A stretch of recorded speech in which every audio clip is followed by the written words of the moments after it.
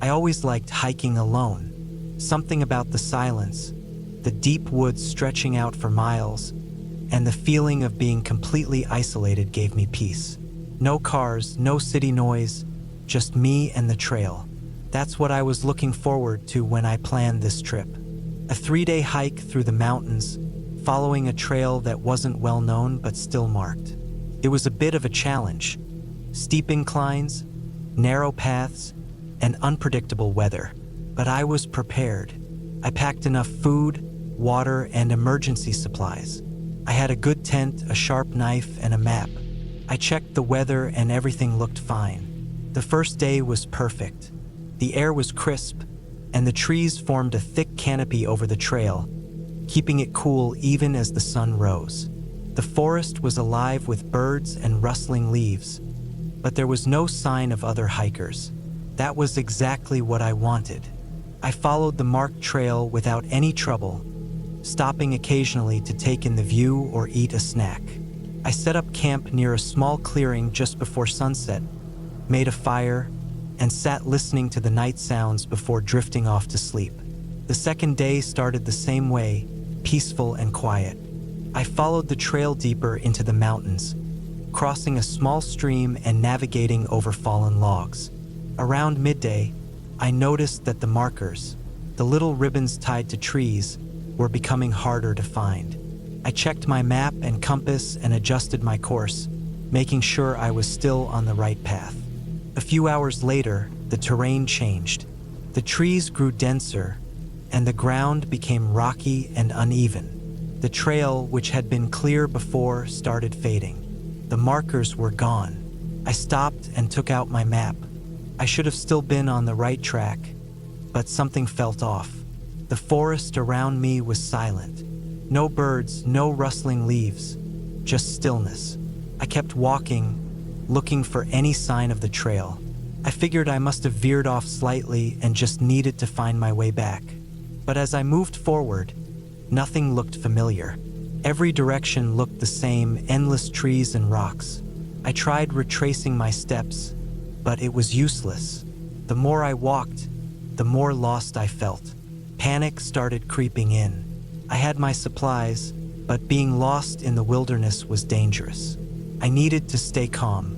I took a deep breath and reminded myself that I had trained for situations like this. I still had daylight left. I decided to climb to a higher point, hoping to spot the trail from above. It took nearly an hour to reach a ridge. From up there, I could see the thick forest stretching in all directions. But there was no sign of the trail, no open space, no landmarks that matched my map. It was just trees stretching endlessly. I felt my stomach tighten. I had to make a decision. I could either stay put and hope to find my way back in the morning, or I could keep moving, trying to find a water source or any sign of civilization. Staying put was usually the safest choice, but something about this place felt wrong. The silence, the way the trees seemed to close in around me, I couldn't shake the feeling that I needed to keep moving. As the sun set, I made my way down, careful with every step. I set up camp in a small clearing, forcing myself to eat even though I wasn't hungry. The stillness was unbearable. The only sound was my own breathing. I built a fire and sat close to it, gripping my knife. I told myself it was just paranoia, that I was just lost and nothing more. That night, I barely slept. Every little sound made me snap awake, heart pounding. At some point, I must have drifted off because I woke up to the first light of dawn. The fire had died, and the forest was still eerily quiet. I packed up and started moving again. I walked for hours. My water was running low, and my legs ached. The forest felt like a maze, every turn leading to the same thick trees and uneven ground. I tried marking trees with my knife to track where I had been, but after a while, I came across one of my own marks, on a tree I swore I hadn't passed before. That's when the fear became real. I wasn't just lost. I was going in circles. I sat down, trying to think. I needed to find water. If I could find a stream, I could follow it downhill, and it would eventually lead somewhere. I started moving again, listening for any sound of running water. And then I heard something else. Footsteps, not an animal. Human footsteps, slow and deliberate. I froze. My mind raced. Could be another hiker. Maybe someone else had gotten lost too. I opened my mouth to call out, but something stopped me. The sound wasn't coming from one direction. It was all around me. My pulse hammered. I turned in circles, gripping my knife, trying to see through the dense trees. But there was nothing, just the sound of movement, shifting through the underbrush, then stopping suddenly. I didn't wait. I took off in the opposite direction, moving fast, not caring about making noise anymore. I ran until my lungs burned, until my legs felt like they would give out. When I finally stopped, the silence had returned. I stood there, gasping for air, trying to make sense of what just happened. Then I saw it. The tent. It was old and tattered, half collapsed, sitting in the middle of a small clearing. No signs of a campfire, no gear, just the tent. I approached slowly, every instinct telling me to turn around. But I had to see. I had to know. The tent flap was open. Inside, there was a sleeping bag, unzipped and covered in dirt. Next to it, a backpack, torn apart as if something had clawed through it. And then the worst part, a notebook. I picked it up with shaky hands. The pages were filled with frantic, scribbled writing. Most of it didn't make sense, just ramblings, words repeated over and over. But one line stood out, scrawled across the last page in dark, heavy ink. Don't follow the markers. I dropped the notebook and backed away. My breathing was ragged. My mind screamed at me to run. That's when I noticed something else. Fresh footprints, not mine, leading away from the tent, disappearing into the trees. I ran. I didn't think, I didn't look back. I just ran. My legs burned. My lungs screamed for air, but I didn't stop. I ran until I stumbled, crashing through branches, rolling down a slope, and then water, a stream. I had no idea how far I had run, but I didn't care. I followed the stream, forcing myself to keep moving even though my whole body ached. Hours passed. The sun began to set again. And then, just when exhaustion was about to take over, I saw it, a road. I stumbled onto the asphalt, barely able to stand. Car approached in the distance. I waved frantically and they stopped. The driver jumped out, asking if I was okay, but I barely heard them. I was out. I was safe. I never went hiking alone again.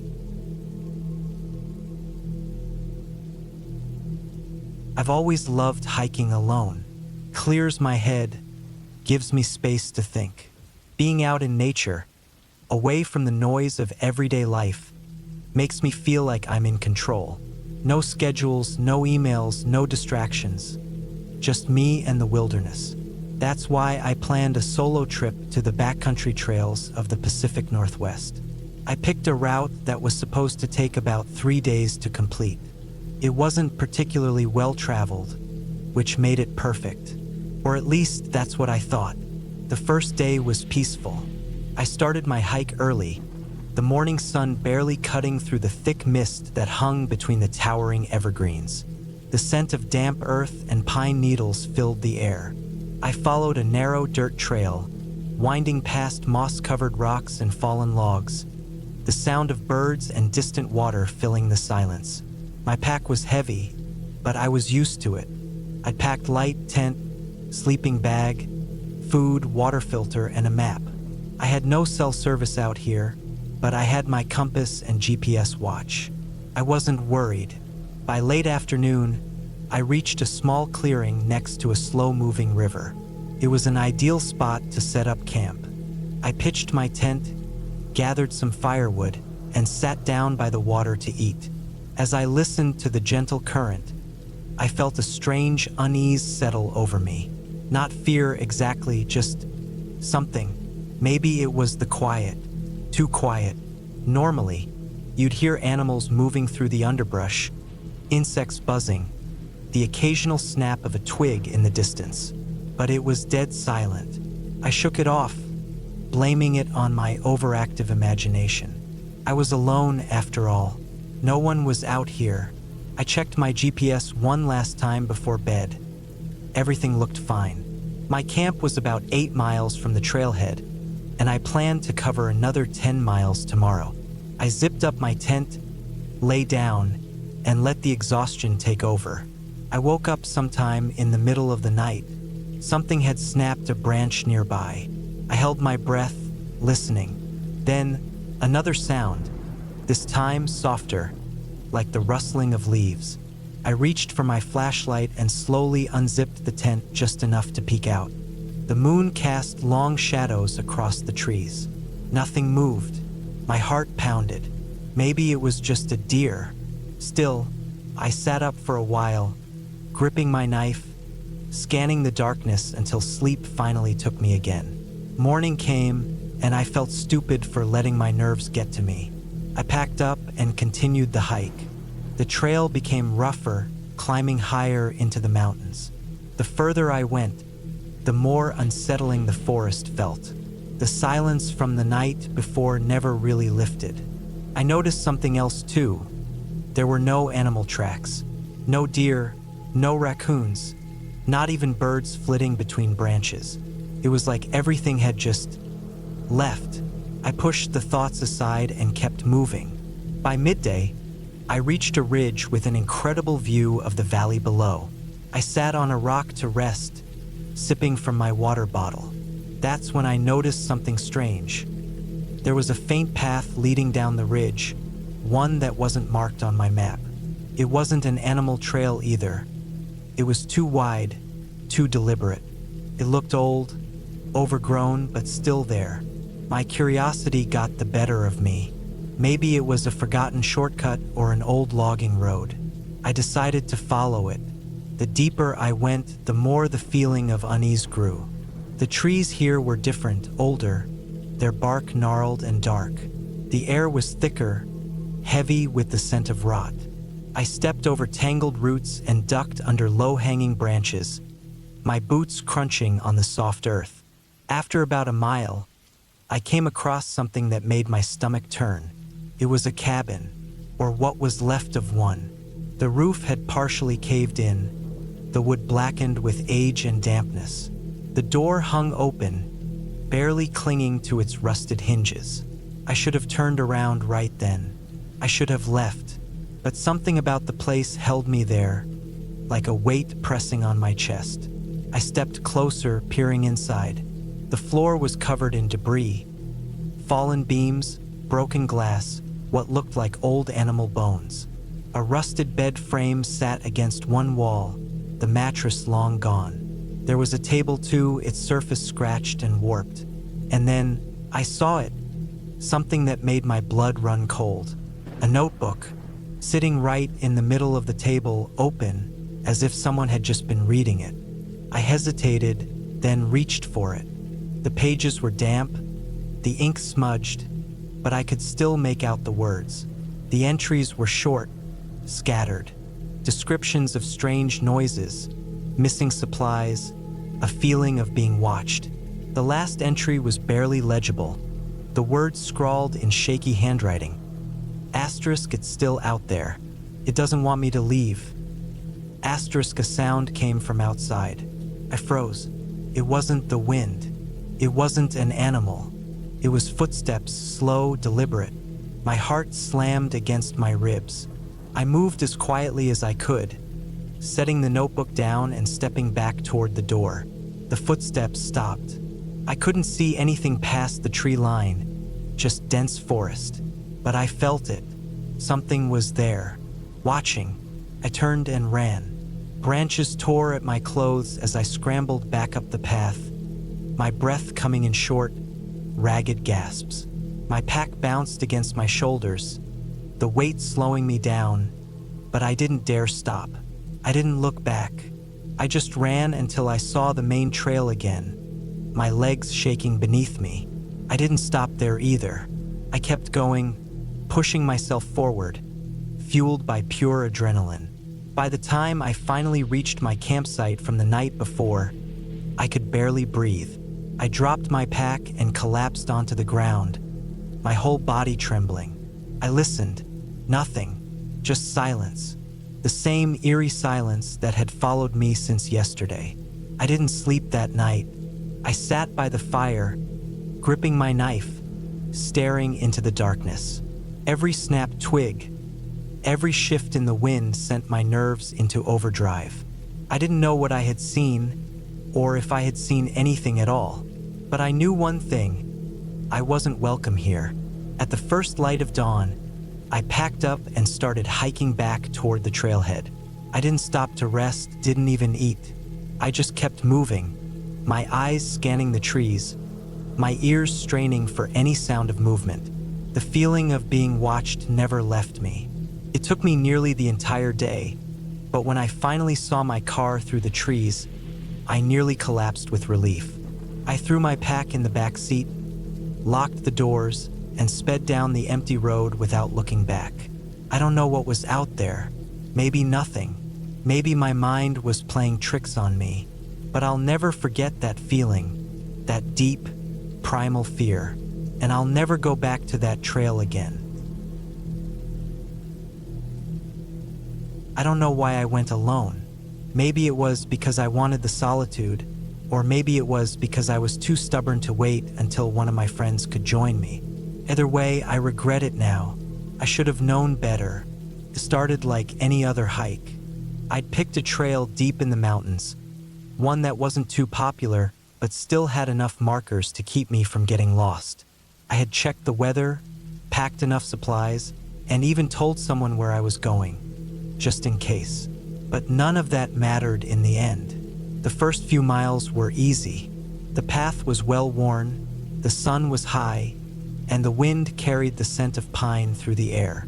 I felt good, alive. There's something about being alone in the woods that makes the world feel bigger, like you're just a small part of something ancient and untouchable. It was quiet, except for the occasional chirp of a bird or the rustling of leaves in the breeze. Then, about 5 miles in, things started to feel off. I can't explain it exactly. It wasn't anything obvious. No strange noises, no signs of danger, just a feeling, like the forest was watching me, like something had shifted in the air. It made my skin crawl.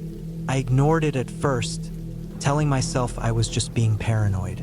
It's easy to get spooked when you're alone, especially when the trees grow thick and the shadows stretch long. But the further I walked, the stronger the feeling became. I noticed how the birds had stopped chirping, how the wind had died down completely. Even my footsteps seemed too loud, like the ground itself was swallowing the sound. It was unnatural. I stopped to drink some water, trying to shake the unease. That's when I saw it. A boot print, fresh. At first, I was relieved. Someone else had been here recently. But then I looked closer. It wasn't heading in the same direction as me. It was pointing back the way I had come. I turned around slowly, scanning the trees. Nothing, just dense forest stretching in every direction. I hadn't seen a single person since I started the hike. Not one. So where had they gone? I tried to brush it off. Maybe they had turned around, decided to go back.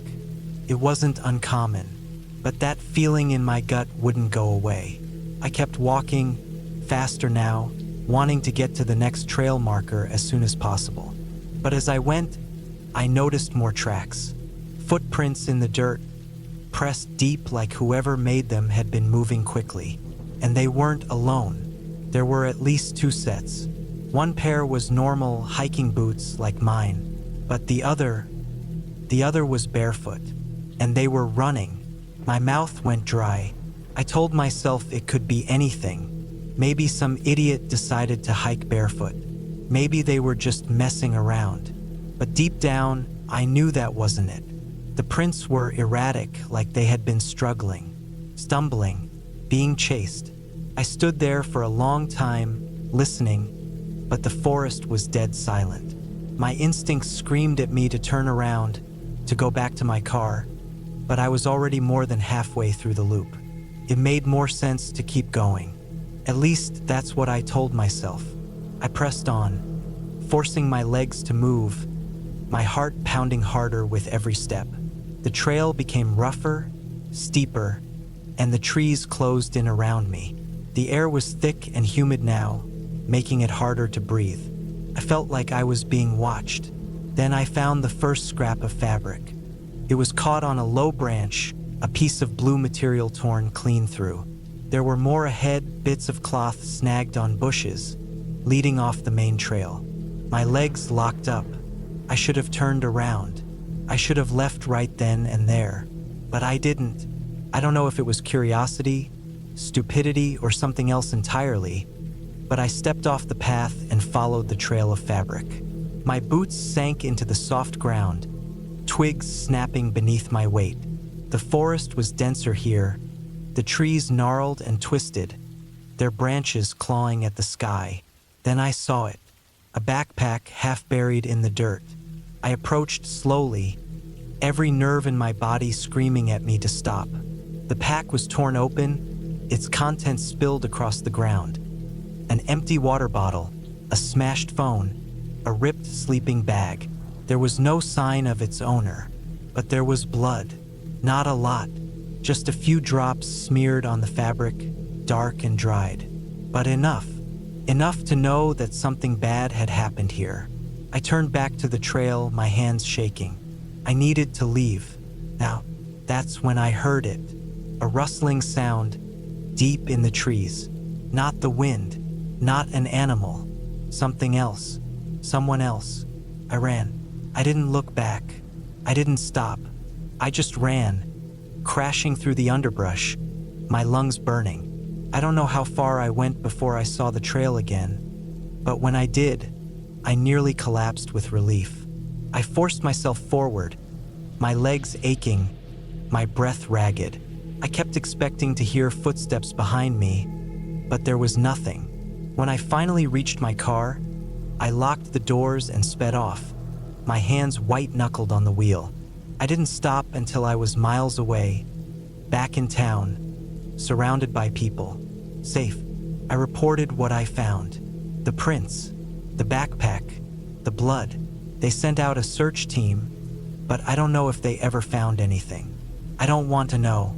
All I know is that I'll never hike alone again, because whatever happened in those woods, whatever I almost stumbled into, it wasn't meant to be found. I had been hiking alone for years, pushing myself deeper into the wild with each trip. It was something I loved, something I felt I needed. The solitude, the stillness, the way the air smelled so much cleaner the farther you got from civilization. It made me feel alive. This time, I had chosen a trail in the northern Rockies, far from any towns or tourist-heavy spots. I wanted something new, something untouched. A friend had mentioned an old logging road that led to a barely marked path through a valley, promising incredible views. There wasn't much online about it, just a couple of vague forum posts, but that only made it more appealing. I packed for 5 days, expecting to be completely alone. The first day was easy. I followed the logging road for miles, passing nothing but dense pine forests and the occasional clearing. The air was crisp, the scent of damp earth and pine needles thick around me. I made good time, finding the offshoot trail just before sunset. The path was barely there, overgrown but walkable. I set up camp not far from the trailhead, just beside a small stream. The sound of running water put me to sleep almost instantly. The second day was when things started to feel off. I woke up later than usual, groggy, like I hadn't slept at all. There was no reason for it. No strange noises in the night, no sign of animals near my camp. Still, I felt uneasy. I brushed it off, packed up, and kept moving. The trail was tougher than I expected, full of sharp inclines and loose rock. I wasn't covering as much ground as I'd hoped. Every so often, I'd catch movement in the trees out of the corner of my eye, quick flashes of something dark. I told myself it was just shadows playing tricks, maybe a deer or a bear in the distance. Still, I couldn't shake the feeling that I was being watched. By late afternoon, I found an old fire ring, a sign that someone else had camped there at some point. It was old, long abandoned, but something about it made me stop. The rocks were still set in a perfect circle, undisturbed. No ashes, no signs of recent use. Just an empty fire ring in the middle of nowhere. Felt wrong. I kept moving. That night, I set up camp in a small clearing, close to a ridgeline where the forest thinned out. The silence was absolute. No wind, no rustling leaves, no distant animal sounds. Just nothing. I sat by my tent, eating a cold meal and trying to ignore the way my own breathing sounded too loud. Then I heard it. Something moved in the woods behind me. Not an animal. Not the rustling of wind through trees. It was slow, deliberate, like footsteps, but heavier, more careful.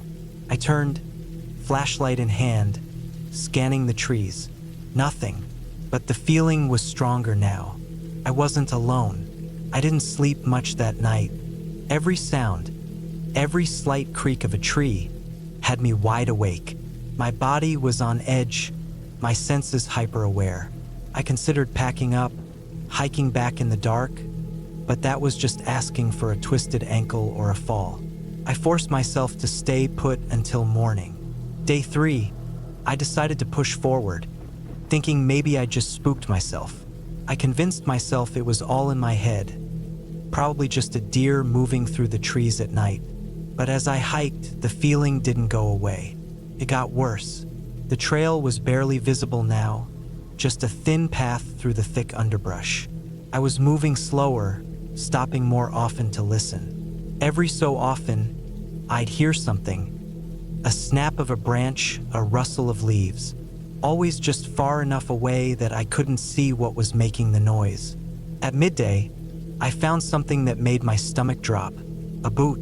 It was old, half buried in the dirt, torn at the seams.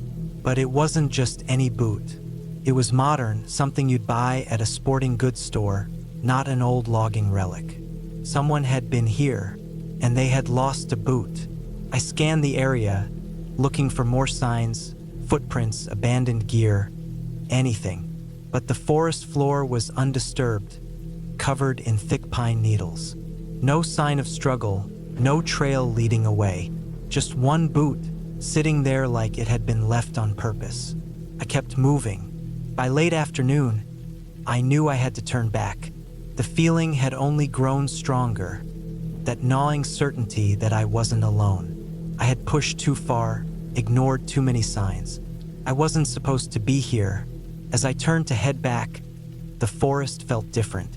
I had come this way before, but now everything looked wrong. Trees that should have been familiar weren't. The trail felt less distinct. My own footprints were gone. The air was thicker, heavier, pressing in on me. I walked faster. By dusk, I had made it back to the old fire ring. I was sure of it, but something was different. The stones had been moved, not scattered, not knocked over, rearranged. Perfect circle again, but smaller, tighter, like it was waiting for something. I ran. I didn't care about the trail anymore. I just needed to go. I pushed through the trees, not stopping, not thinking. My breath was loud, my heartbeat even louder. The forest closed in around me, darker than it should have been, suffocating. And then suddenly I was back at the logging road, just like that. No transition, no sign of how I had gotten there. 1 minute I was deep in the trees, the next, standing on the gravel road, gasping for breath. I didn't question it. I didn't stop. I walked until my legs ached, until I could see my car parked at the distant trailhead. I threw my gear inside, started the engine, and drove without looking back. I don't know what I walked into out there. I don't want to know. But something was in those woods. Something was watching. And whatever it was, it let me go. I always considered myself an experienced hiker. I'd done everything from the Appalachian trails to the Rockies, even some deep woods solo treks that most people wouldn't dare attempt. But nothing prepared me for what happened on that weekend trip to the backcountry of Washington State. It started as just another adventure. I wanted solitude, something deeper than the crowded trails filled with tourists taking Instagram photos. I found a remote area in the Olympic National Park, an unmarked route that barely anyone used. It was off-trail, requiring some navigation skills, but I was confident in my abilities. I packed light but efficient: a tent, sleeping bag, a small stove, a week's worth of food, a satellite communicator, just in case, and my trusted knife. I wasn't planning on needing it, but you never know. I parked my truck at a small dirt clearing about 15 miles from any official trailhead, locked it up, and started hiking. The first day was peaceful. The forest was dense, and the ground was soft with pine needles. I followed an old logging road for a few miles before breaking off into the real wilderness. I checked my map often, making sure I was heading in the right direction toward a small, unnamed lake I had found on satellite images. There were no trails leading to it, exactly what I wanted. As the sun dipped below the tree line, I found a suitable clearing to set up camp. Everything felt normal. The woods were quiet, apart from the usual rustling leaves and the occasional distant call of an owl. I ate a quick meal, secured my food high in a tree to keep it away from bears, and crawled into my tent. Sleep came easily. The first thing that was off happened on the second day. I woke up early, packed my gear, and continued my trek. The landscape became rougher, with thick underbrush making each step difficult. After a few hours, I reached a small stream that I hadn't noticed on the map. I refilled my water bottle, filtering it carefully, and kept going. But something felt strange. I couldn't put my finger on it at first. The forest was too quiet. No birds, no insects buzzing, just silence. I shrugged it off and kept moving. By midday, I should have been nearing the lake, but the terrain wasn't matching my map anymore. It felt like I had veered slightly off course, which was strange because I had been checking my compass religiously. I pulled out my GPS dead. That was odd. I had fully charged it before leaving. I took out my phone, also dead. That one made no sense. I had it on airplane mode to conserve battery, and it was at 80% last time I checked. At this point, I felt an unease creeping in, but I didn't want to panic. I had done enough backcountry hikes to know that small miscalculations happen. The lake had to be nearby. I kept walking, but an hour later, I still hadn't found it. Instead, I stumbled upon something else. At first, I thought it was just a natural formation, a cluster of fallen trees and moss-covered rocks. But as I got closer, I realized it was man-made. A structure of some kind, hidden deep in the forest where no one should be.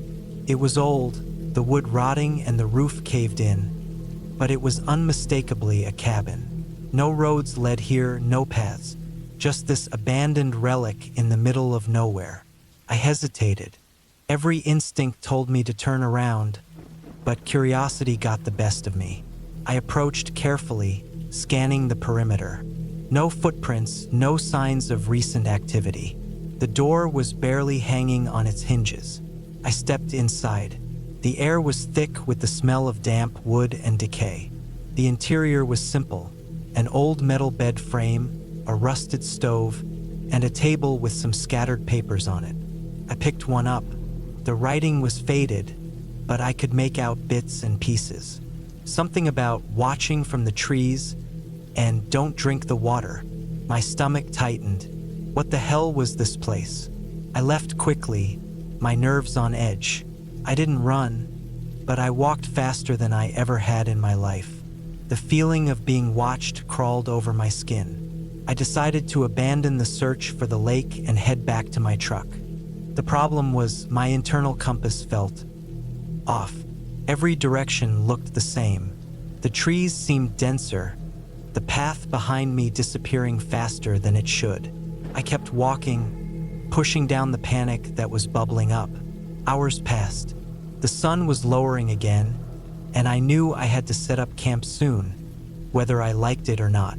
I found a small clearing, forced myself to eat something, and laid down, but sleep didn't come easy. The silence felt heavier than before. Then, in the middle of the night, I heard something.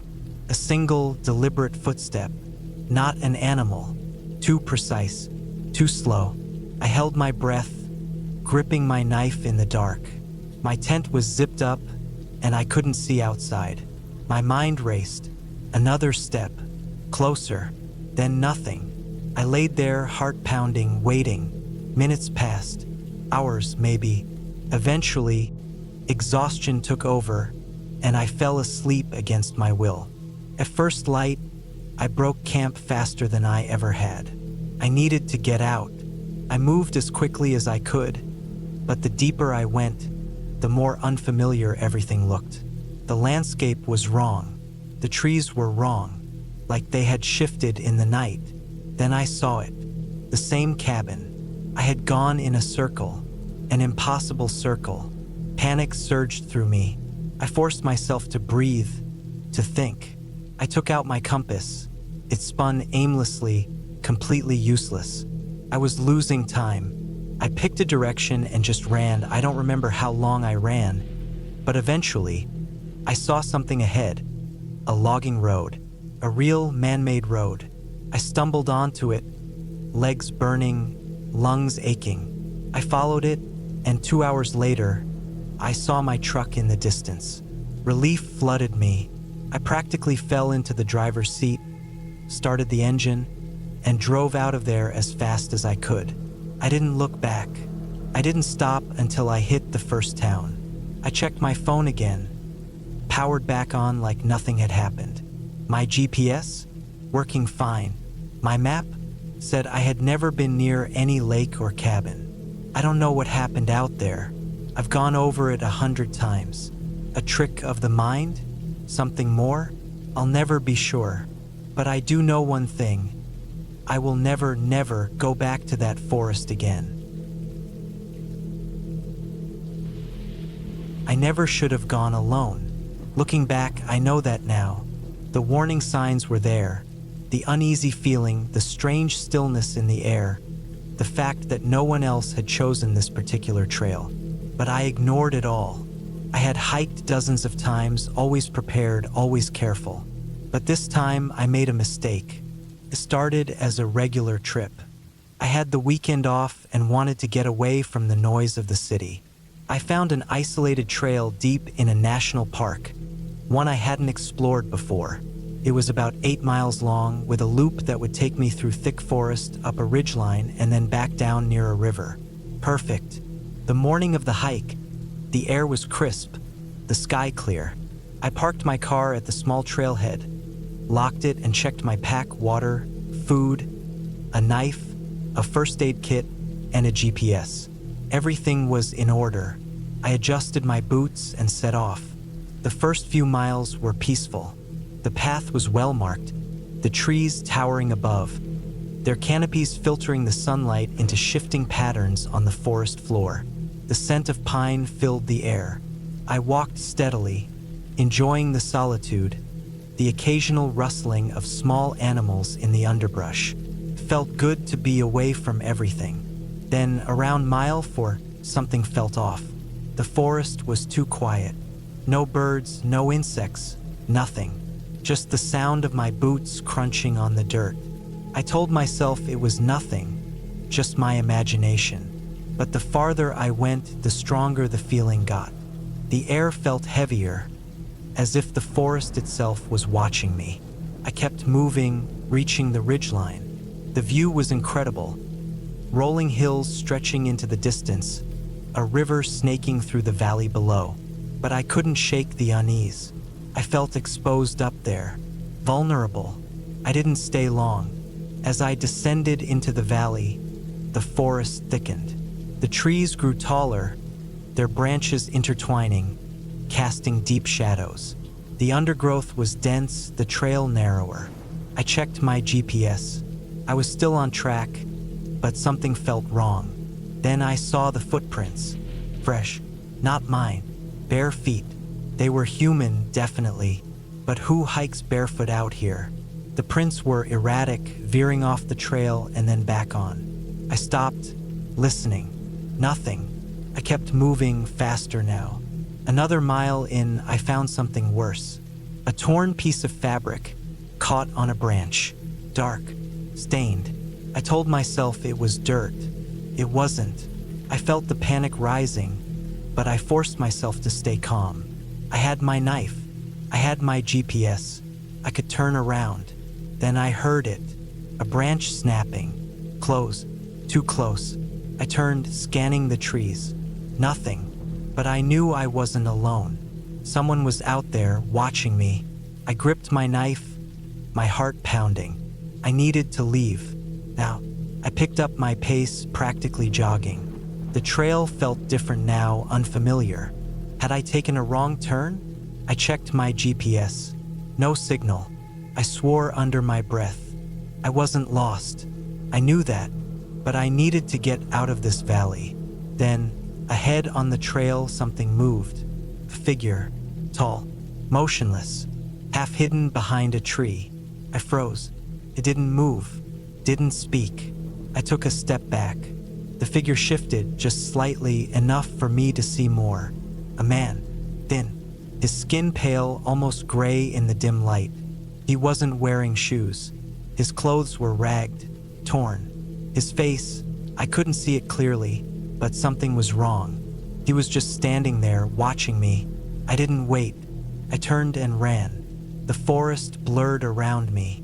I ran faster than I ever had, branches whipping against my arms, my legs burning. I could hear something behind me.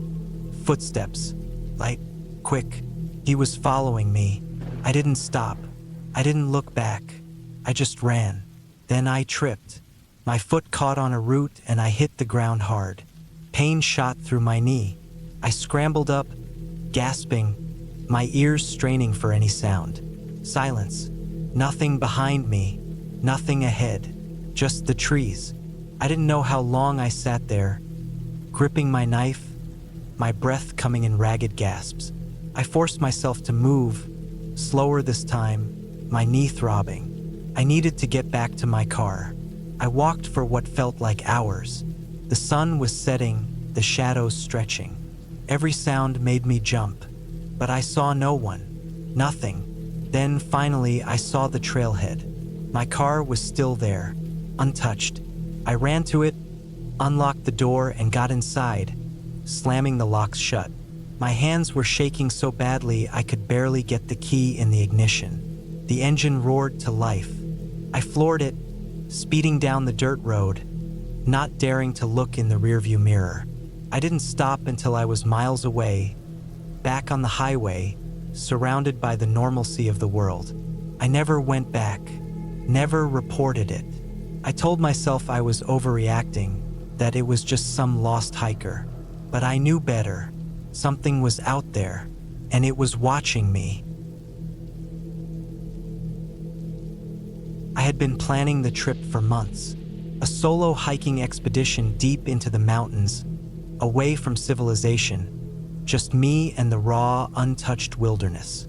It wasn't my first time hiking alone, but this was the most ambitious trek I had ever attempted. 5 days in, following an old, rarely traveled trail that I had spent weeks researching. The morning started clear, crisp air filling my lungs as I packed up my campsite.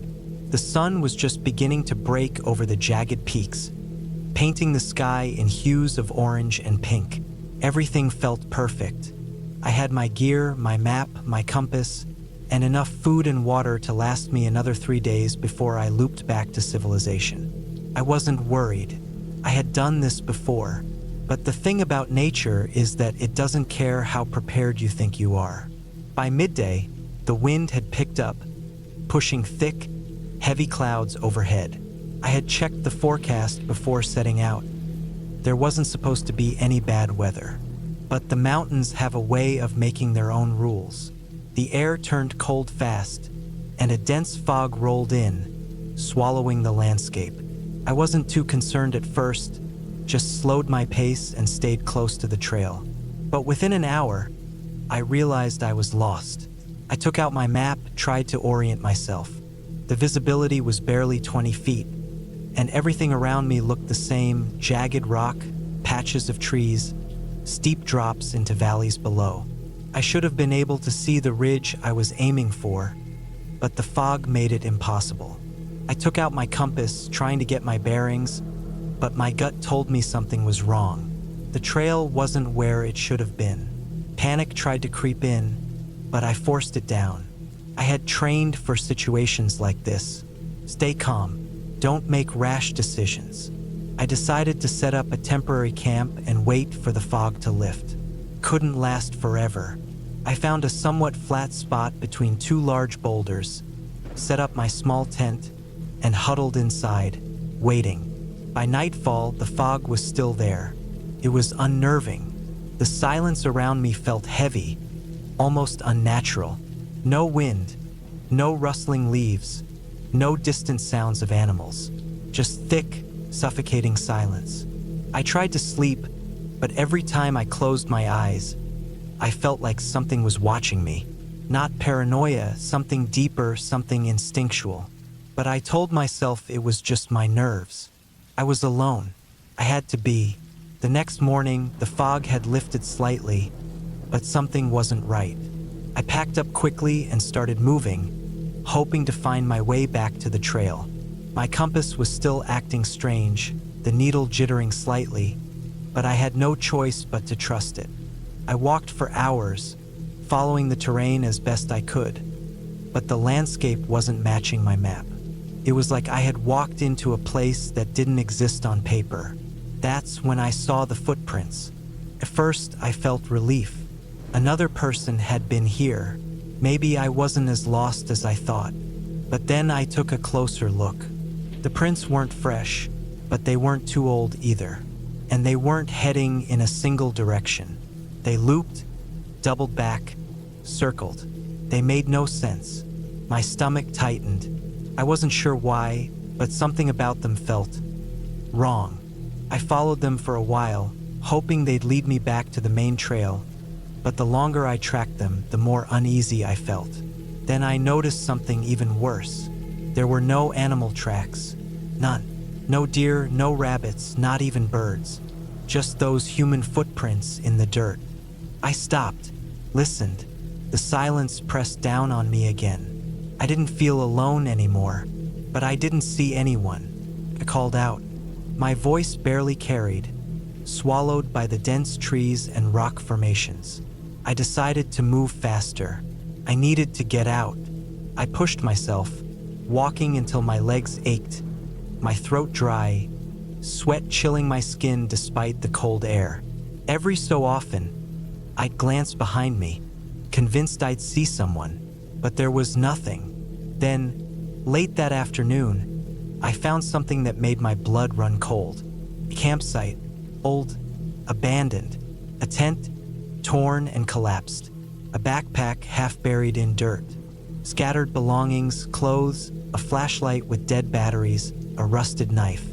No signs of struggle, but it was clear whoever had been here had left in a hurry. And the worst part? There were more footprints. The same looping, erratic patterns I had seen before. I dug through the backpack, desperate for anything useful. A map, a journal, something. I found a notebook, its pages damp and smudged, but I could make out some of the writing. Short, frantic notes. Can't find the way out. Compass doesn't work. Something is wrong with the trail. Not alone. My hands shook. I shoved the notebook into my pack and turned, ready to get as far away from there as possible. And that's when I saw them. Footprints. New ones. Leading toward me. I ran. I didn't think, didn't plan, just ran. Through the trees, over rocks, down steep inclines, my lungs burning, legs screaming. I didn't stop until I physically couldn't go any further. I collapsed near a stream, gasping for breath, heart hammering in my chest. I listened. Nothing. but I knew I couldn't stay there. I had to keep moving. That night, I didn't sleep. I kept my knife in my hand, back against a tree, waiting. Every sound made me jump. Every shift in the wind felt like something creeping closer. But nothing came. By morning, I forced myself to move again, exhaustion slowing me down. I had no idea where I was. No trail, no direction, just instinct and desperation. But then, as the sun climbed higher, I saw something that almost made me collapse from relief. A trail marker, faded but real.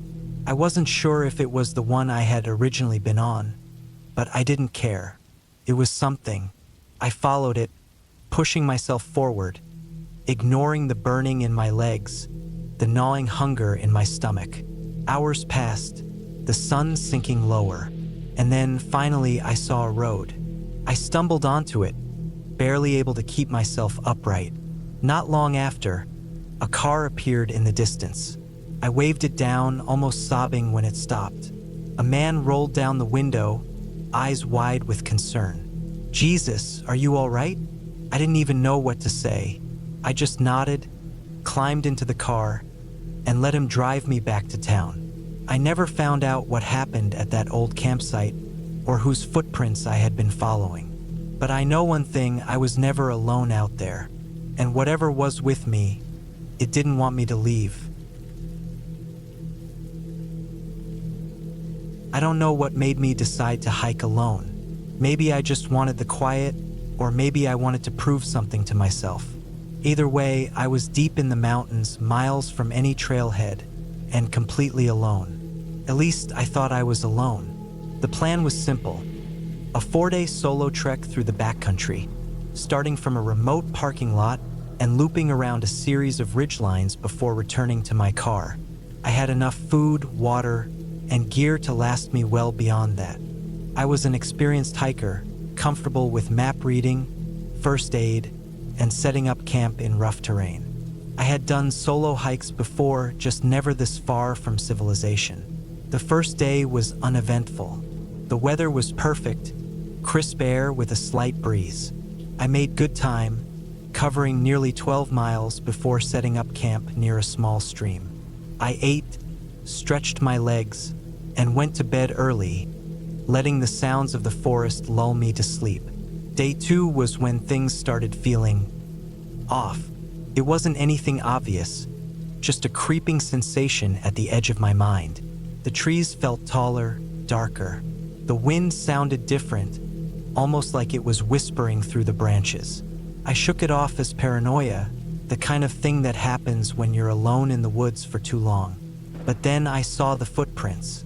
They weren't mine. I was walking along a section of the trail that was mostly dirt, damp from the night before. My own footprints were easy to spot. My boots left deep, distinct impressions. But there was another set, bigger, heavier, and fresher. I stopped and looked around. Nothing but trees in every direction. I hadn't seen another person since I left my car, and there was no reason for anyone else to be out here. I crouched down to get a better look. The prints were deep, deeper than mine, and they veered off the trail, disappearing into the brush. I told myself it was nothing, maybe an old hunter or another hiker who had come through before me. Still, I couldn't shake the feeling that I was being watched. My pace quickened, my senses on high alert. I reached my next campsite earlier than expected, but instead of feeling relief, I felt exposed, vulnerable. That night, I built a fire.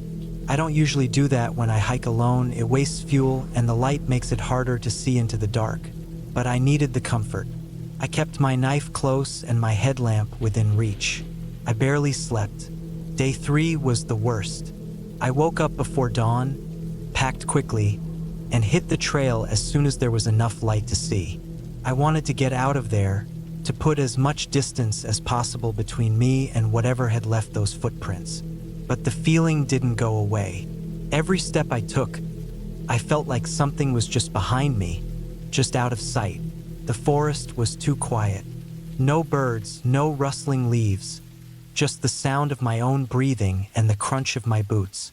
Then I found the torn-up campsite. It was just off the trail, maybe 30 feet into the trees. Tent, shredded. A sleeping bag, ripped open, stuffing spilling out like entrails. A backpack, torn apart, its contents scattered across the dirt. A boot, still laced, sitting upright as if someone had just stepped out of it. No blood, no bodies, just destruction. I stared at it for a long time, my stomach twisting into knots. My first thought was a bear, but something about it felt wrong. Bears don't just tear through camps for no reason. And even if they did, where was the person who owned this gear? I forced myself to keep moving. Every instinct in my body was screaming at me to run, but I knew that panicking would only make things worse. I checked my map, recalculated my route. If I pushed hard, I could be back at my car by nightfall. It would mean skipping my last campsite, but I didn't care. I just needed to get out of there. The further I went, the worse I felt. My skin prickled with unease, my muscles tense. Every now and then, I caught glimpses of movement in the trees, just quick flashes, too fast to make out. I told myself it was my imagination. The stress was getting to me, but I wasn't imagining the smell. Rotting. It started as a faint stench, like something long dead hidden beneath the underbrush. But as I kept walking, it got stronger, pungent, overpowering. It made my eyes water, my stomach lurch, and then I saw it. Just off the trail, barely visible through the trees, was something large. I hesitated, every part of me telling me not to look. But I had to know. It was an elk, or at least it had been. Its body was twisted, its legs at unnatural angles. Its belly had been torn open, its insides spilling onto the forest floor. But the worst part wasn't the elk. It was that it hadn't been eaten. Predators kill to eat. This was different. This was something else. And whatever had done it was still out there. I ran. I didn't think. I didn't plan. I just ran. My pack slammed against my back. Branches tore at my arms and legs. But I didn't care. I needed to get away. I needed to get out of this forest. The sun was getting low, the light fading. My legs burned. My lungs screamed for air. But I didn't stop. The only thing that made me slow down was when I saw the trailhead ahead. My car was there, right where I left it. Relief flooded through me so fast I almost collapsed. But then I saw the footprints again, leading from the trees to my car, and then back into the woods. I didn't think. I jumped into my car, locked the doors, and turned the engine over so fast my hands shook. Gravel sprayed as I sped out of there, tires skidding on the dirt road. I didn't stop, not until I was miles away, back in the safety of civilization. I don't know who or what was out there. I don't want to know. I left everything behind, my last campsite, my extra gear. I don't care.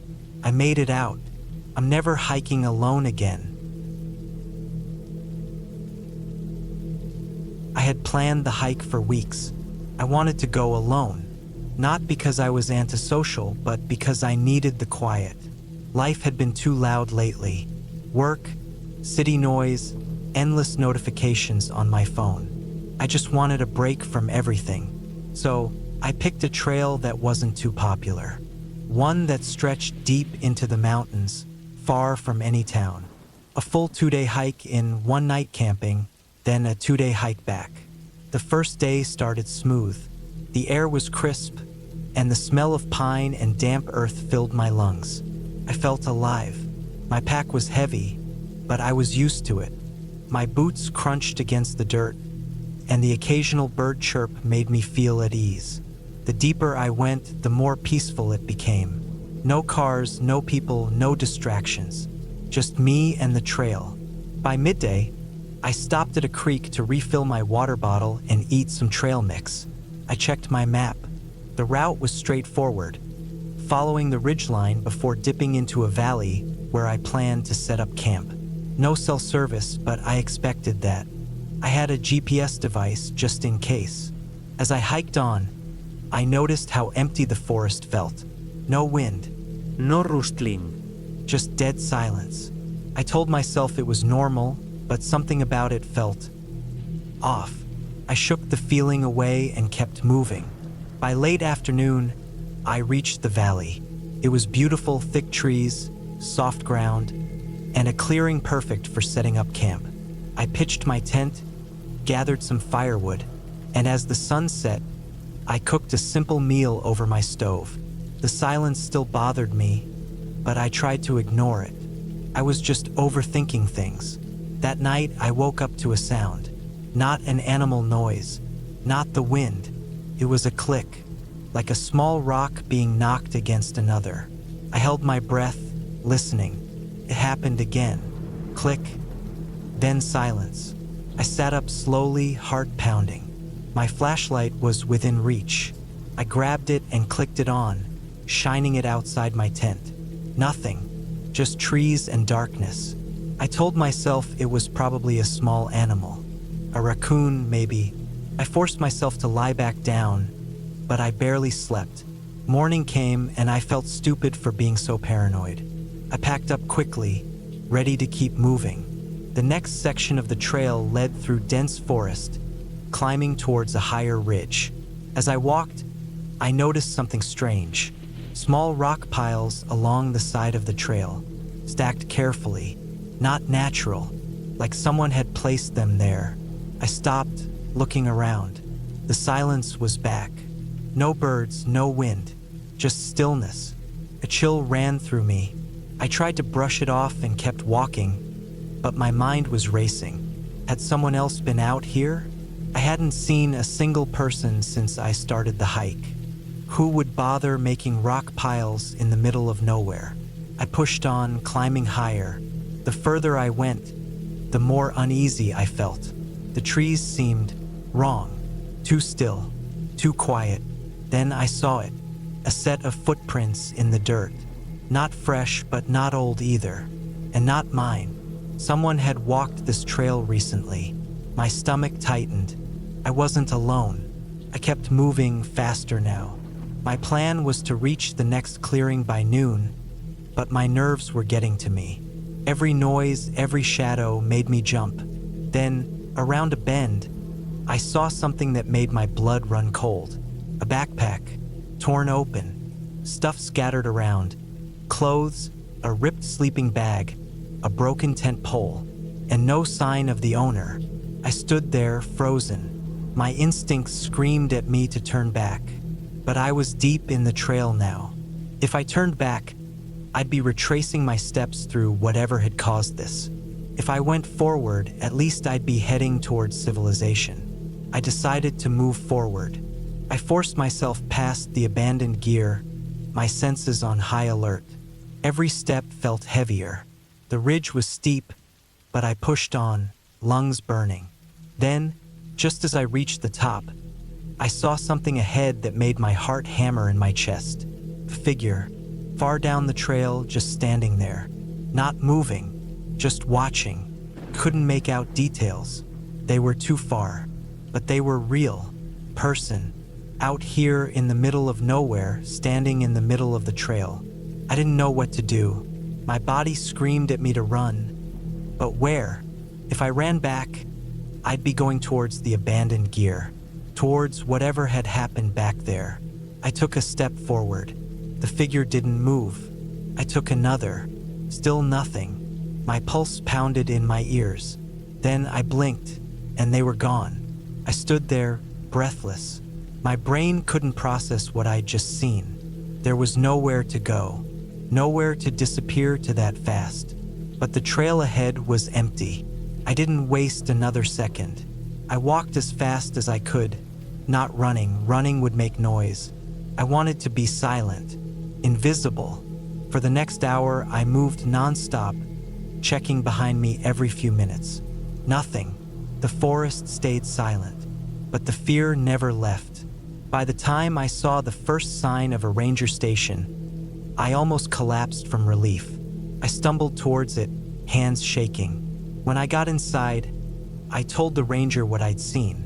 The abandoned gear, the figure, the silence. His face darkened. He listened carefully, then nodded. "We'll send someone to check it out." That was it. No shock, no disbelief. Just a nod, like he'd heard it before. I left that day, never looking back. But something tells me that whatever is out there, in that forest, doesn't want to be found. And whoever left that backpack behind never made it out. The plan was simple. Hike deep into the forest, spend a night alone, and hike back the next morning. I had done it before, but never this far out. I wanted to push myself to prove that I could handle being truly alone in nature. No cell service, no distractions, just me, the trees, and the quiet. I parked my truck at the trailhead just before noon, locked everything up, and slung my heavy pack over my shoulders. The weight felt good. Familiar. The first few miles of the trail were well maintained, the dirt packed firm beneath my boots, the occasional wooden sign marking the way. Birds chirped in the trees, and I could hear the soft rustling of small animals darting through the undergrowth. After about 2 hours, I reached the fork where the main trail continued to the right, leading to a popular camping area. I turned left instead, onto a narrow, unmarked path I had read about in an old hiking forum. This was where the real hike began. The trees grew denser, their branches tangled overhead, blocking out the sun. The air was cooler here, damp with the scent of moss and wet leaves. I could hear my own breathing, steady and slow, mixing with the distant sound of a river. Every so often, I caught glimpses of movement in the corner of my eye. Squirrels, probably, maybe a deer. The deeper I went, the less the trail felt like a trail. It was clear no one had been through here in a while. Fallen branches covered parts of the path, and thick roots jutted out, waiting to trip me. I had to slow down, carefully stepping over them, keeping my balance. Around the 4-hour mark, I reached a clearing that seemed like a good place to set up camp. A flat patch of ground, surrounded by trees but open enough for a small fire. I dropped my pack, stretched my shoulders, and got to work. Tent first, then firewood. The process was muscle memory at this point. Within an hour, I had everything set. My small tent was pitched, a ring of stones marked my fire pit, and I had enough dry wood to last the night. As I sat by the fire, eating a protein bar, I started to feel it, the kind of silence that isn't normal. The forest is never truly quiet. There's always something. The rustling of leaves, the chirping of crickets, the distant hoot of an owl. But here there was nothing, just the crackling of my fire. I told myself it was fine. Maybe the animals here weren't used to humans. Maybe they were keeping their distance. Night came fast. The sky turned dark. The firelight flickered against the trees, stretching their shadows long and thin. I zipped myself into my sleeping bag, leaving the tent flap open just enough to let in some air.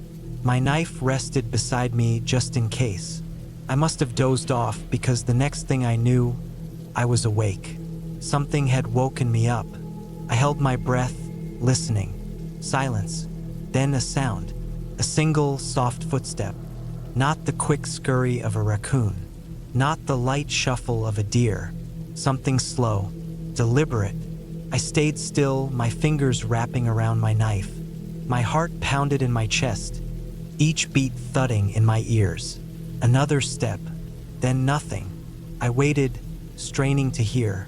Nothing. I told myself it was nothing. Maybe a branch had fallen. Maybe my mind was playing tricks on me. Maybe I had imagined it. I stayed awake for a long time after that, my knife in my hand, listening. But the sound didn't come again. At some point, exhaustion won. My eyelids grew heavy, and I slipped into an uneasy sleep. Morning came. I sat up, rubbing my eyes, feeling groggy. The fire had burned out, leaving only a pile of blackened wood and cold ash. I crawled out of the tent, stretching my stiff muscles, breathing in the crisp morning air. Then I saw them, footprints, in the dirt just outside my tent.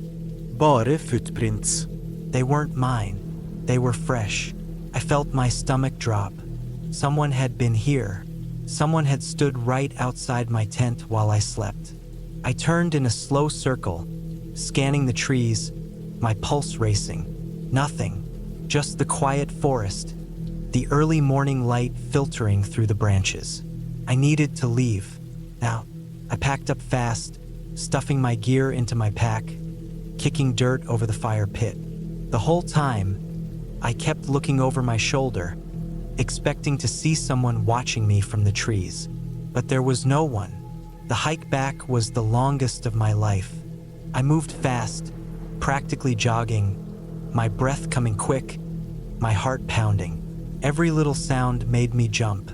When I finally saw my truck, sitting right where I left it, relief flooded through me. I tossed my pack in the back, climbed in, and locked the doors. Only then did I let myself breathe. As I turned the key in the ignition, my eyes flicked to the rearview mirror. And that's when I saw it. A single, bare footprint on the dusty glass of my back window. I didn't wait. I put the truck in drive and got the hell out of there. I don't go hiking alone anymore. I should have turned back the moment I lost the trail. It started as an ordinary solo hike. I had picked a remote trail deep in the mountains, one I had found on a blog about lesser-known hiking routes. It was supposed to be a quiet, challenging route with great views at the top. I packed light but enough to be safe: water, a few protein bars, a small first aid kit, and my GPS watch. I made sure my phone was fully charged before I left, though I knew I wouldn't have service for most of the trip. The first few hours went smoothly. The trail was narrow but clear, winding through thick trees and steep inclines. The deeper I went, the more isolated I felt. I hadn't seen another hiker since I left my car, but that was expected. I liked the solitude. That's why I hiked in the first place. About 3 hours in, I noticed something strange. The path, which had been well-worn and obvious, started fading. Grass and small bushes covered parts of it, as if no one had walked here in a long time. I checked my GPS. It still showed I was on track. Maybe the blog was outdated.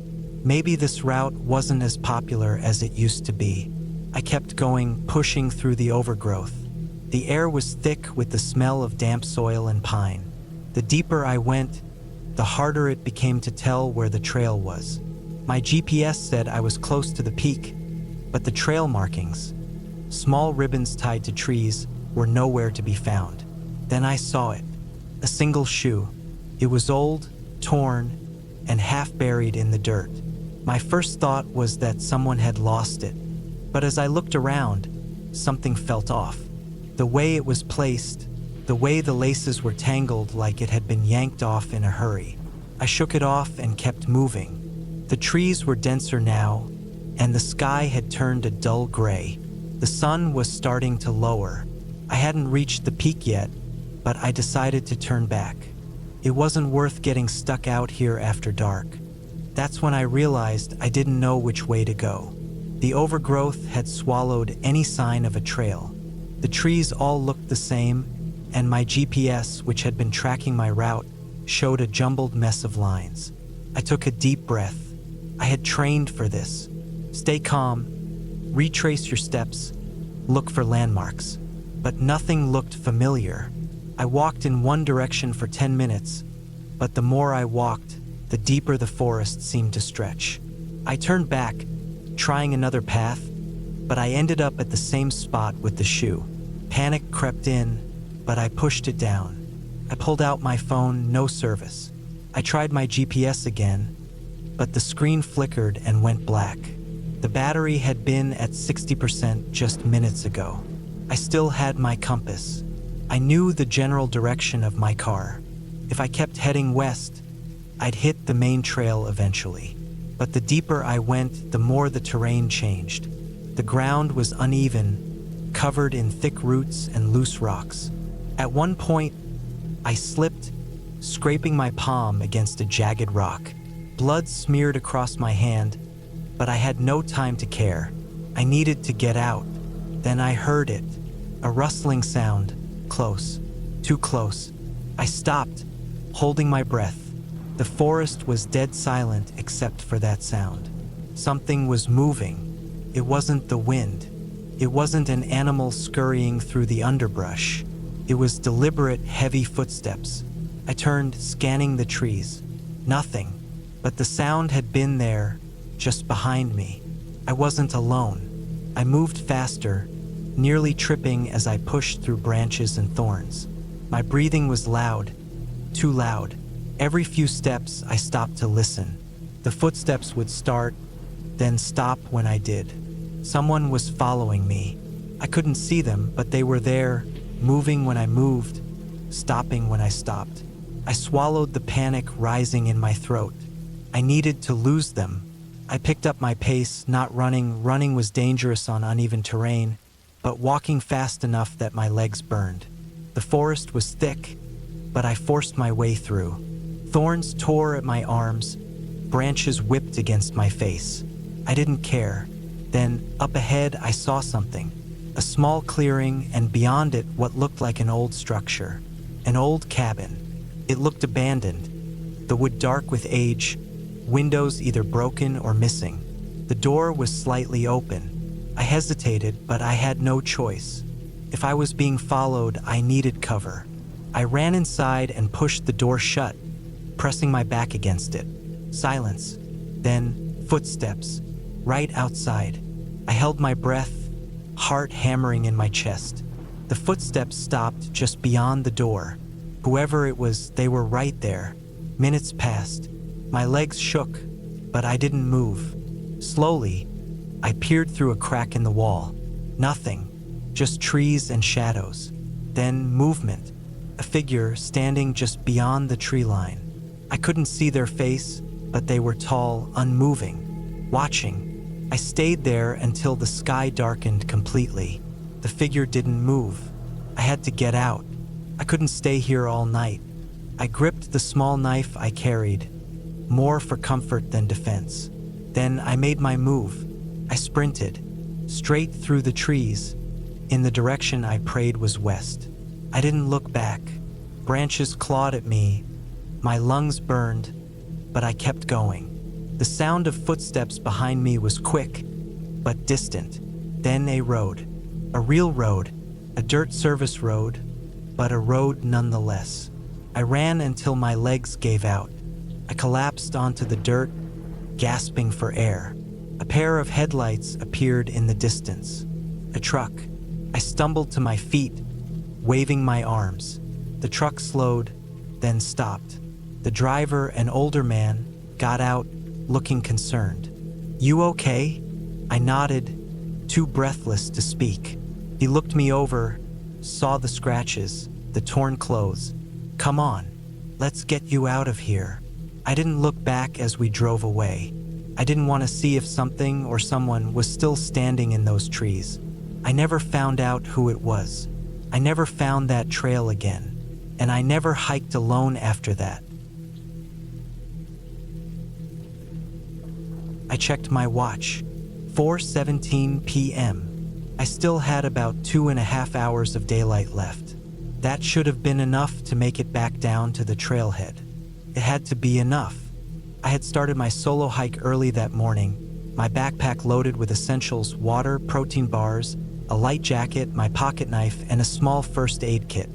I had mapped out my route in advance, an out-and-back trail leading up to a ridge with a stunning overlook. The total round trip was supposed to be about 10 miles.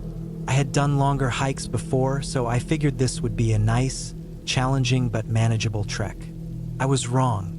The first half of the hike had been uneventful. The trail was well marked, winding through dense pine forests, gradually ascending as it followed the natural contours of the land. I passed a couple of hikers in the early hours, exchanged polite nods, and then found myself alone with the sound of my boots crunching against the dirt. The solitude was refreshing at first, peaceful. I reached the ridge around 1 p.m. The view was breathtaking. Rolling hills stretched for miles, their peaks softened by distance. I sat down on a flat rock, pulled out a granola bar, and took my time soaking it all in. There was no rush, at least that's what I thought. Then, as I started my descent, things went wrong. The first mistake was missing a turn. I don't know how it happened. One moment I was on the trail, the next I was pushing through thick underbrush trying to relocate it. My GPS wasn't helping. The tree cover was too thick, and my phone's compass was bouncing between different directions. I wasn't worried at first. I had a good sense of direction. I had hiked alone before, but the more I walked, the more uncertain I became. I wasn't seeing any familiar landmarks.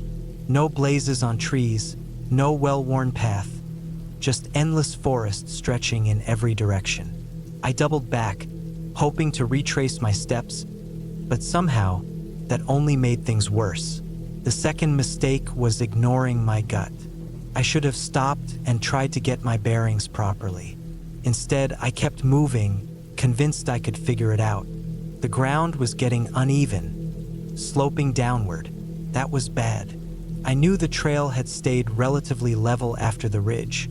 If I was going downhill too much, it meant I was heading the wrong way. I stopped and took out my map, tried to match the contours of the land to what was on paper. But maps can't show you the real feel of a place. They don't capture the density of the trees, the way the light shifts as the sun gets lower, the eerie silence that settles in when you're truly alone. And I was alone, completely. The third mistake was wasting daylight. By the time I admitted to myself that I was lost, the sun had dropped lower than I liked. I could already feel the temperature changing. The warmth of the afternoon was fading, replaced by something sharper, colder. I picked a direction and walked. It wasn't random.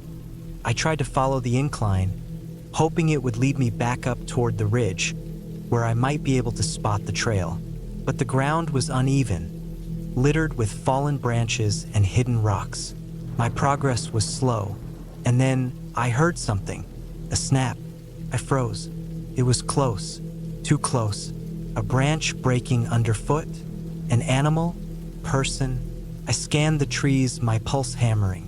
Nothing moved. The forest was deathly still, except for the distant rustling of leaves in the breeze. I took a careful step forward. Another sound. This time, behind me, my mind raced through possibilities. A deer, maybe. A bear? No, there would have been more noise, more movement. A mountain lion? I reached for the pocket knife in my pack, though I knew it wouldn't do much good. I kept walking faster now. My boots crunched over dry leaves, but I wasn't focused on my own sounds anymore. I was listening, straining. Then I saw it. Not a person, not an animal. A structure, a small wooden cabin, half hidden between the trees. No smoke from a chimney, no sign of life, but it was old, weathered. The windows were dark, the door slightly ajar. I hesitated. Every instinct screamed at me to stay away, but I had no choice. I needed shelter, needed to stop and figure out my next move before nightfall. I approached slowly. The air around the cabin felt different, heavier, the silence deeper. I pushed the door open just enough to peer inside. Empty, dust-covered furniture, an old wooden table with a single chair, a rusted stove in the corner. No sign of recent use. I stepped inside. The floor creaked beneath me. The walls seemed to press in. I swallowed, ignoring the growing unease curling in my gut. I needed to stay put for a moment, just long enough to check my map again, maybe even wait until morning when I could navigate better in the daylight. Then I saw them, boot prints in the dust, fresh, not mine. I turned and bolted, out the door, into the trees, my heart pounding so hard it felt like my ribs would crack. I didn't care about direction anymore, only distance. I ran until my legs burned, until my breath came in ragged gasps. Finally, I stopped, bracing against a tree, chest heaving. I listened. Nothing. I forced myself to keep moving, slower now, more careful. The light was almost gone. I couldn't afford another mistake. Then, miraculously, I found it. The trail. A real marked trail. Not the one I had originally taken, but a path nonetheless. Relief hit me like a wave. I followed it. Walked for what felt like hours. My legs were numb, my fingers stiff with cold. But eventually, finally, I saw the glow of headlights in the distance. The parking lot. My car. I didn't look back. I don't know who was out there. I don't know who left those footprints in the dust. But I do know one thing: next time I won't be hiking alone. I never thought I'd be the kind of person to get lost in the wilderness. I'd always prided myself on being prepared, on knowing my way around, on respecting nature enough not to make the kind of mistakes that led to real danger. But that was before I found myself alone, deep in the mountains, with the sun going down and no real sense of where I was anymore. It started off as a simple solo hike. I'd done it countless times before. I loved being out in nature, away from the constant noise of everyday life. I wasn't a professional hiker, but I had experience. I knew how to read a map, how to use a compass, how to prepare for a long trek. This particular trail was new to me, but I had done my research. It was listed as a moderate hike, about 12 miles round trip, with some steep inclines but nothing too technical. I packed enough food and water, wore the right gear, and even brought a lightweight emergency bivvy, just in case. I had my phone, though I knew reception would be spotty. It was supposed to be a peaceful day alone in the mountains. The first few miles were beautiful. The forest was dense but not overwhelming, the path well marked. I enjoyed the solitude, the sound of my footsteps crunching against the dirt, the distant calls of birds echoing through the trees. The air was crisp, the scent of pine thick and fresh. I had planned to reach the summit by midday, eat lunch there, and then make my way back down before sunset. Everything was going according to plan, until it wasn't. It was around mile 5 when things started feeling off.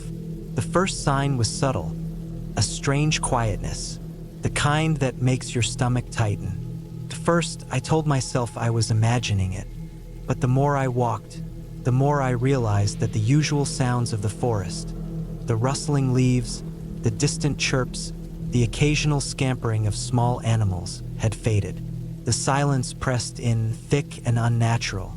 Then came the unease, a feeling like I was being watched. I stopped, scanned the trees, listened. Nothing. I shook it off, told myself it was just my mind playing tricks on me. I kept moving, trying to focus on my steps, on my breathing, on reaching the summit. But that feeling didn't go away. It settled into my bones, a deep, instinctive warning I couldn't ignore. I should have turned back then, but I didn't. I told myself I was just being paranoid. I kept hiking. That was my first mistake. About a mile later, I lost the trail. I don't know how it happened. One moment I was following a clear path, and the next I wasn't.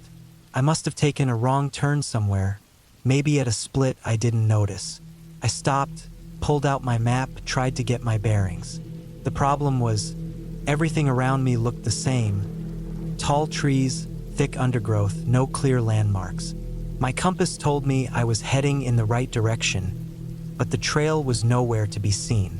I tried to stay calm. I backtracked, thinking I could retrace my steps. But the more I walked, the more turned around I became. The trees started to feel oppressive, towering over me, their branches twisting together, blocking out the sky. I kept moving, hoping to stumble back onto the trail, but after another half hour, I had to accept the truth. I was lost. Panic threatened to set in. I forced myself to take deep breaths. I wasn't completely unprepared. I had supplies, I had daylight left, I had a general idea of the terrain. I decided to keep moving downhill. If I could find a stream, I could follow it to a river, and rivers usually led to roads or towns. That was the logical plan. But logic doesn't mean much when fear takes hold. As I moved, the forest changed. The trees grew denser, the underbrush thicker. The ground became uneven, full of loose rocks and tangled roots that threatened to trip me. The further I went, the harder it became to move. Then, I noticed something that made my stomach drop. There were no signs of human passage. No footprints, no broken branches, no old markers. It was as if no one had been here in years. The feeling of being watched returned, stronger this time. I stopped again, scanning my surroundings, my heart hammering. The air felt heavy, wrong. I listened, straining to hear anything besides my own breathing. Then a sound, distant but distinct. Not an animal, not the wind, something else. I didn't wait to figure out what it was. I picked up my pace, pushing through the thick brush, ignoring the branches scratching my arms. I told myself it was just the forest playing tricks on me, that I was tired, that my mind was making things up. But deep down, I knew that wasn't true. I hiked for hours, my legs aching, my throat dry. The sun dipped lower, casting long shadows that made everything look more sinister. I tried to stay calm, but as darkness crept in, my rational thoughts started to slip. I was losing light. I was alone, and I had no idea where I was. Then, I saw something that stopped me cold. A boot, half buried in the dirt, covered in moss, old and weathered. Not mine. I stared at it, my pulse hammering. My mind raced with possibilities. Had someone been here before me? Had they gotten lost too? Had they ever made it out? I didn't want to find out. I turned, ready to move, when I saw another sign of human presence. A torn piece of fabric, snagged on a branch. Dark, almost black, impossible to tell how long it had been there. I felt sick. I needed to get out. The next hours were a blur of movement. I kept going, pushing through exhaustion, ignoring the throbbing pain in my feet. My water was running low. I hadn't eaten in hours. The forest felt endless, stretching on in every direction, a maze with no exit. Then, just when I thought I'd reached my limit, I saw it, a break in the trees, a sliver of sky, the faint glow of distant lights. Civilization. I ran. My body protested, but I didn't stop.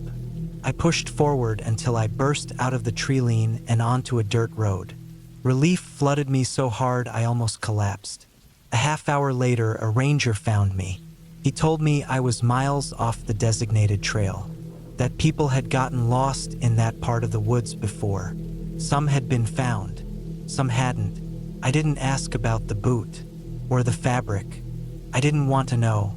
All I knew was that I had made it out, and I would never, never hike alone again. I had planned this solo hiking trip for months.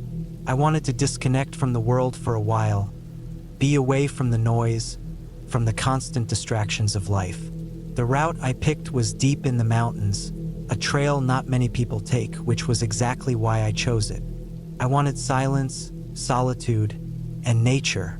The weather was perfect when I started. Cool, crisp air, the scent of pine filling my lungs. I packed everything carefully. Enough food for a few days, plenty of water, a small tent, a knife, a first aid kit, and a flashlight with extra batteries. I knew what I was doing. I wasn't a beginner at this. The first few hours were peaceful. The trees stretched endlessly, their branches swaying gently. Birds chirped in the distance. The dirt trail was narrow, winding up the steep incline. My boots crunched against the gravel with every step. I felt good. By afternoon, I was deep in the woods. The sunlight barely broke through the thick canopy above, leaving the forest dim even in daylight. I had expected this.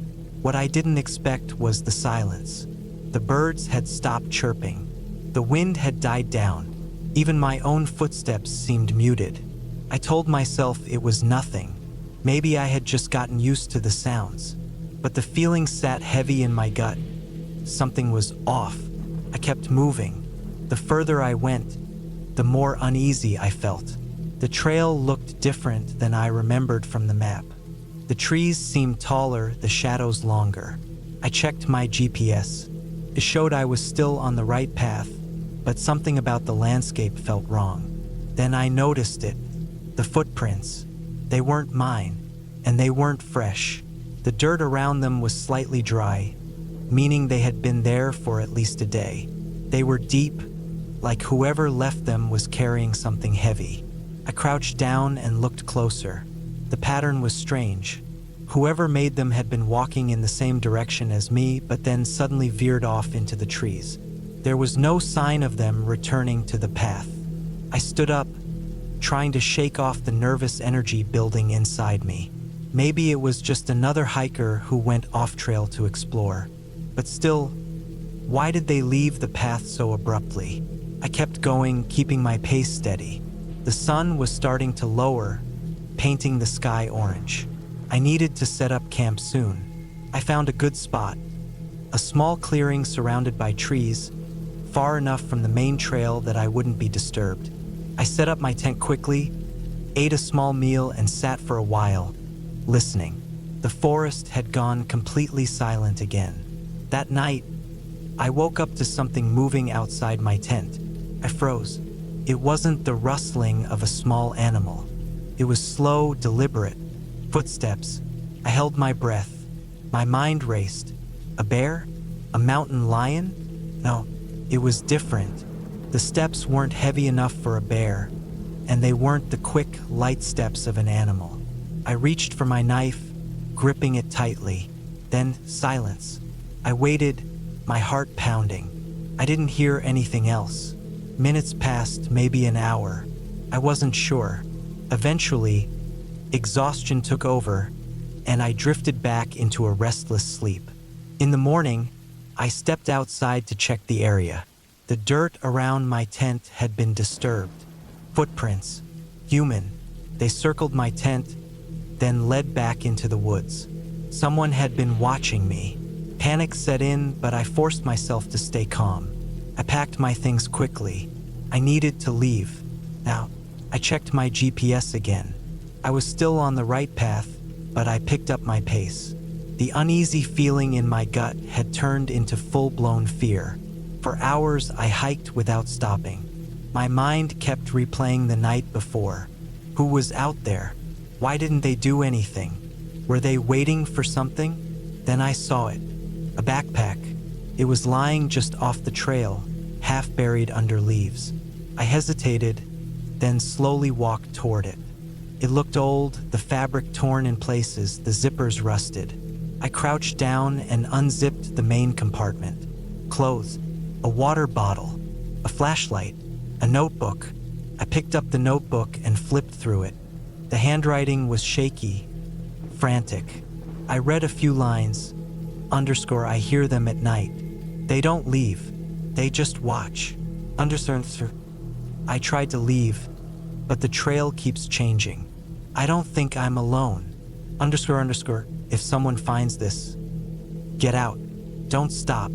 Just keep moving. My blood ran cold. I dropped the notebook and stood up. My breathing was too fast. My hands were shaking. Then I heard it. Footsteps. Not far. I didn't think. I ran. I didn't care about the trail anymore. I didn't care about the direction. I just needed to get out of there. Branches scratched my arms. Roots caught my feet, but I didn't stop. I ran until my lungs burned, until my legs felt like they would give out. Then I saw it. The road. A thin strip of asphalt cutting through the trees. Civilization. I stumbled toward it, my whole body trembling. When I reached the road, I turned back one last time. The trees stood still, the forest silent. But I knew I wasn't alone. I walked until I found a passing car. The driver pulled over, and I climbed in without a word. I never went back to that trail. I never wanted to know who or what had been out there with me, and I never will.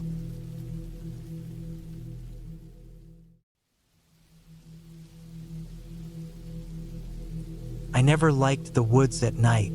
There was something about the way the trees swallowed the light, the way the silence wasn't really silent. But I didn't want to be the guy who backed out of a camping trip at the last second, so I packed my gear, threw it in the truck, and drove out to meet the others. It was supposed to be a weekend trip. Just me, a few buddies, and nothing but nature. We picked a remote spot, deep in the forest, miles away from the nearest town. No cell service, no roads, no people. Just trees, dirt, and the occasional rustling from animals we hoped were harmless. We set up camp near a small clearing, close to a narrow river. The first day was normal. We pitched our tents, gathered wood, and started a fire before nightfall. The air smelled like damp earth and pine, and the sky was endless, stars flickering between the gaps in the trees. We cooked some basic meals, drank a little, and talked about nothing in particular. Felt good to be away from everything. Then came the night. The fire died down and we all climbed into our tents. I lay awake, listening to the sounds of the forest. The usual things, branches creaking, leaves rustling. But there was something else. Something that didn't fit. It wasn't an animal, at least not one I recognized. It was movement, slow and deliberate, like footsteps. Not heavy, but not light enough to be a small creature. Something was outside. I told myself it was nothing, just paranoia, my mind playing tricks. But then I heard it again, closer this time. A shuffle of dirt, the snap of a twig. My stomach tightened. I held my breath and listened harder, but whatever it was had gone quiet. Too quiet. I don't know how long I stayed awake, but at some point, exhaustion took over. Morning came, and I woke up feeling like I hadn't slept at all. The others were already moving around, making breakfast, joking about who snored the loudest. I almost forgot about the noises. Almost. We spent the day hiking. The deeper we went into the woods, the more unsettling it felt. Something was off. I kept glancing over my shoulder, expecting to see someone standing between the trees, but there was never anything there. Just an eerie stillness that didn't belong. The second night was worse. Started the same fire, food conversation. But this time, when we turned in for the night, I felt it before I heard it. That sensation of being watched. My skin crawled, every instinct screaming at me that something was wrong. Then came the sound, closer than before. A slow, steady crunch of footsteps on dry leaves.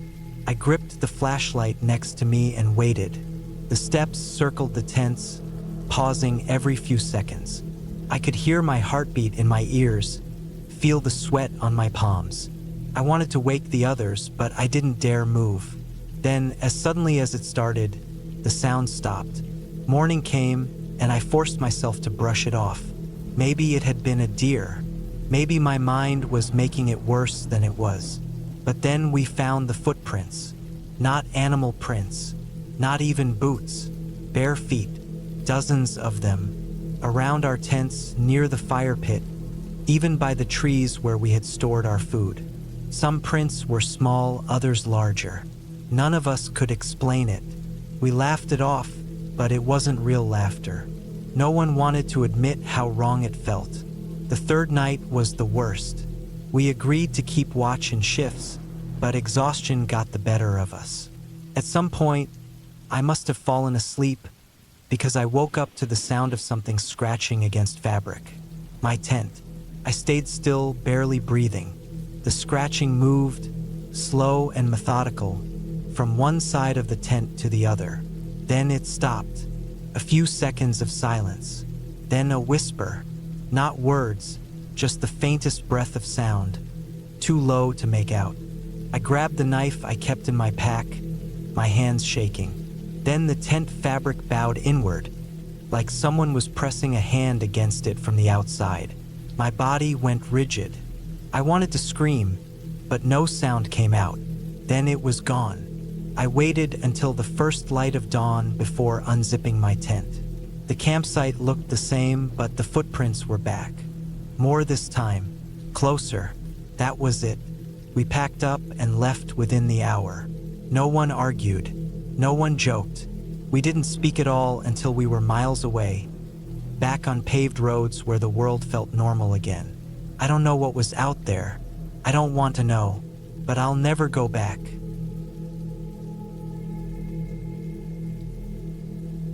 I always liked being alone in the woods. There was something peaceful about it. No city noise, no people, no distractions. Just me, my tent, and the wilderness. That was all I needed. At least that's what I thought. I had planned this trip for weeks. A remote camping spot deep in the forest, far from any designated trails or campsites. I wanted to challenge myself, to rely on my skills, to disconnect from everything. I had all the gear I needed. A tent, a sleeping bag, enough food for 3 nights, a hatchet, my hunting knife, and a small pistol just in case. I wasn't worried. I had done this before. The hike was long, about 8 miles from where I parked my truck. I had studied the maps carefully, memorized the landscape. It was dense, untouched woods, the kind that felt ancient, like they had been there before humans ever walked the earth. The kind of place that made you feel small. By the time I reached my planned campsite, the sun was already setting. The air was thick with the smell of pine and damp earth. I found a small clearing near a river, a perfect spot. I set up my tent, built a fire, and cooked a simple meal. The silence was almost overwhelming, only interrupted by the occasional rustling in the trees or the distant hoot of an owl. I sat there for a while, just listening, enjoying the solitude. That first night was uneventful, though I woke up once to the sound of something moving near my tent, probably just a raccoon or a deer. I had food sealed up tight, so I wasn't worried about animals. Still, I kept my knife close just in case. The next morning, I explored the area a bit, following the river upstream. The water was ice cold, clear enough to see the smooth stones at the bottom. I spent most of the day hiking, enjoying the quiet, feeling more and more disconnected from the world. It was exactly what I wanted. But that night, something felt different.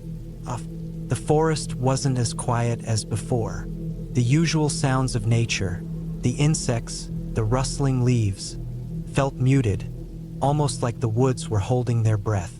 I tried to ignore it, telling myself I was overthinking it, but I felt watched, like something was there, just beyond my vision, waiting. I told myself it was nothing, my mind playing tricks on me. I had been alone for almost 2 days now, and sometimes solitude does that, makes you paranoid. Then I found the footprints. I wasn't expecting to see anything like that. Human footprints, deep in the mud, near the edge of my camp. They weren't mine. They were fresh. The sight sent a cold wave through me. I wasn't alone. I checked my surroundings, my heart hammering in my chest. Someone had been here while I slept, watching me. I didn't hear them. I didn't see them, but they were there.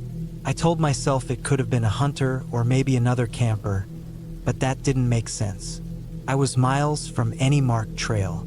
No one should be here. And even if someone else was, why would they come so close to my tent without making themselves known?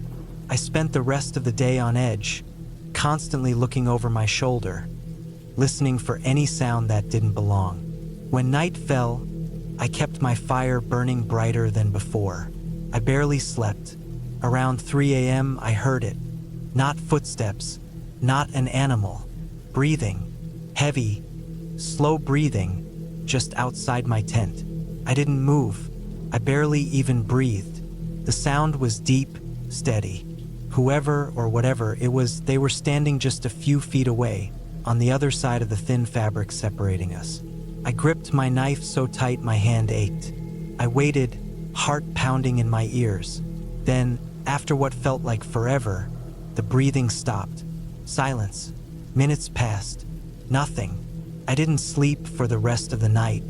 As soon as the sky turned gray with morning light, I packed up my gear. I wasn't staying another night. I moved quickly, retracing my steps back toward my truck. I kept my pistol in my hand the whole way, constantly scanning the trees. Every so often, I'd hear movement behind me, but when I turned, nothing was there. It felt like the forest itself was pushing me out, like something unseen was guiding me away. I made it back to my truck just as the sun was reaching its peak. I threw my gear into the back, jumped in, locked the doors. I sat there for a moment, catching my breath, gripping the steering wheel so hard my knuckles turned white. I didn't look back. As I drove away, a feeling of dread settled over me, like I had escaped something I wasn't meant to escape, like I had walked into a place where I didn't belong, and someone had been waiting there watching, and they let me leave. This time, I never went back, and I never will.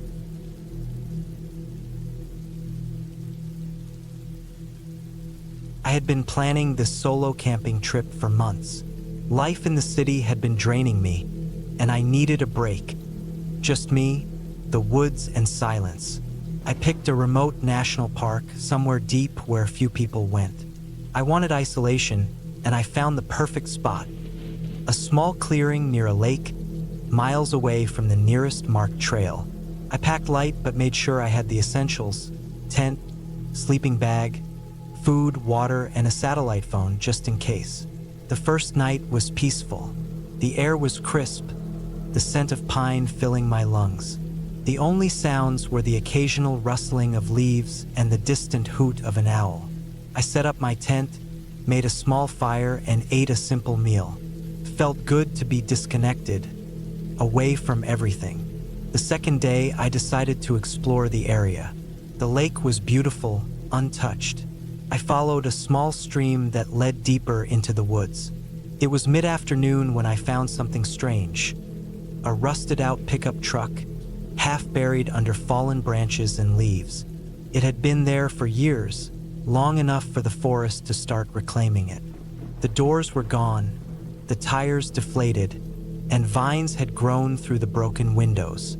Inside, there were old beer cans, a moldy sleeping bag, and something that made my stomach drop: a single hiking boot covered in dirt. I stood there for a while, staring at the truck. How had it gotten here? There were no roads for miles. Maybe an old logging trail that had disappeared over time? But the boot, it looked like someone had just left it. I felt uneasy but shook it off. People leave things behind all the time. I took a few pictures with my phone and headed back to my campsite. That night, something changed. I woke up suddenly, heart pounding. The fire had gone out, and everything was silent. Too silent. No wind, no crickets, nothing.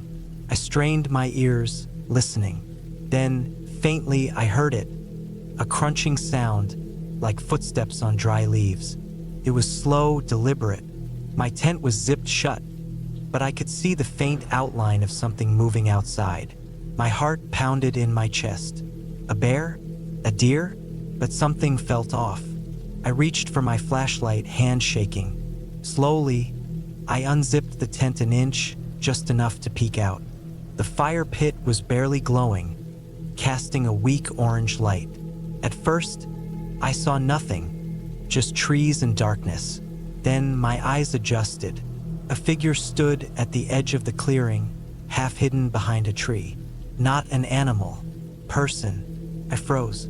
They didn't move, just stood there, watching. I couldn't see their face, just the outline of a body, tall and thin. My mind raced. Who the hell would be out here in the middle of nowhere? No one knew I was here. I didn't move. I barely breathed. Minutes passed, and they didn't move either. Then, slowly, they stepped back into the darkness. Gone. I didn't sleep the rest of the night.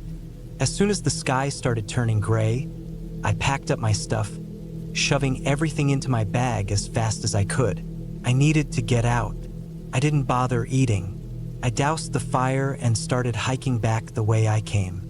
Every few minutes, I stopped listening. I couldn't shake the feeling that I was being followed. The forest was different now.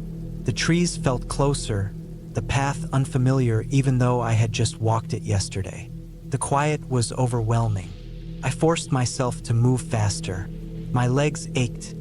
My breath came in sharp gasps, but I didn't stop. Then I saw them again, up ahead, standing in the middle of the path.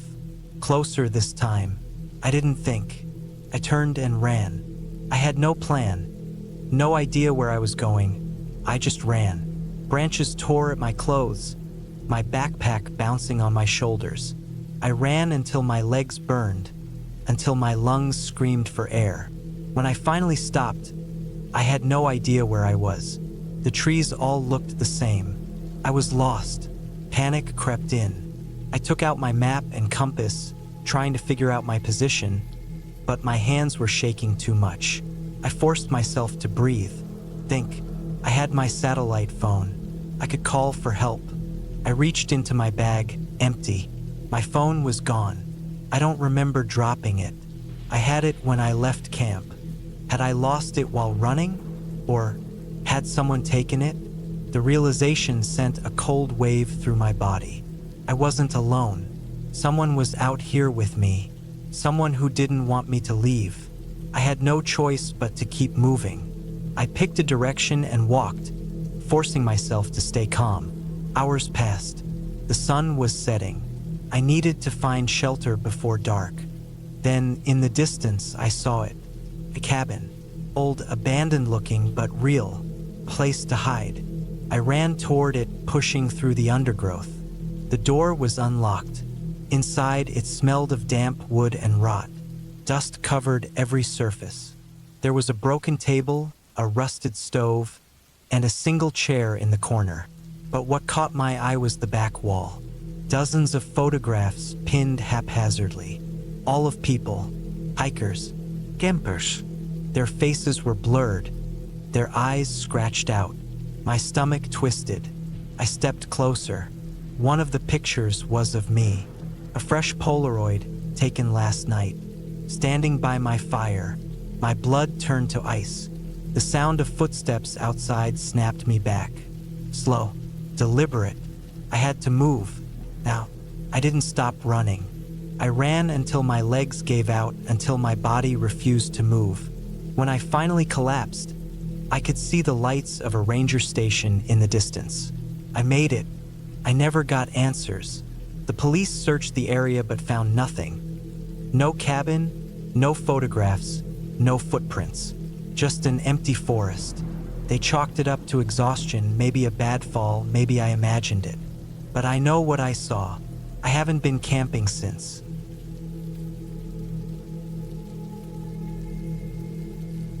I had been planning the trip for weeks. I wanted to escape the noise of the city, just for a few days. Work had been stressful, and I needed some peace. A solo camping trip in the mountains seemed like the perfect way to clear my head. I chose a remote area, somewhere far enough from the usual tourist spots. The less human noise, the better. I packed all the essentials.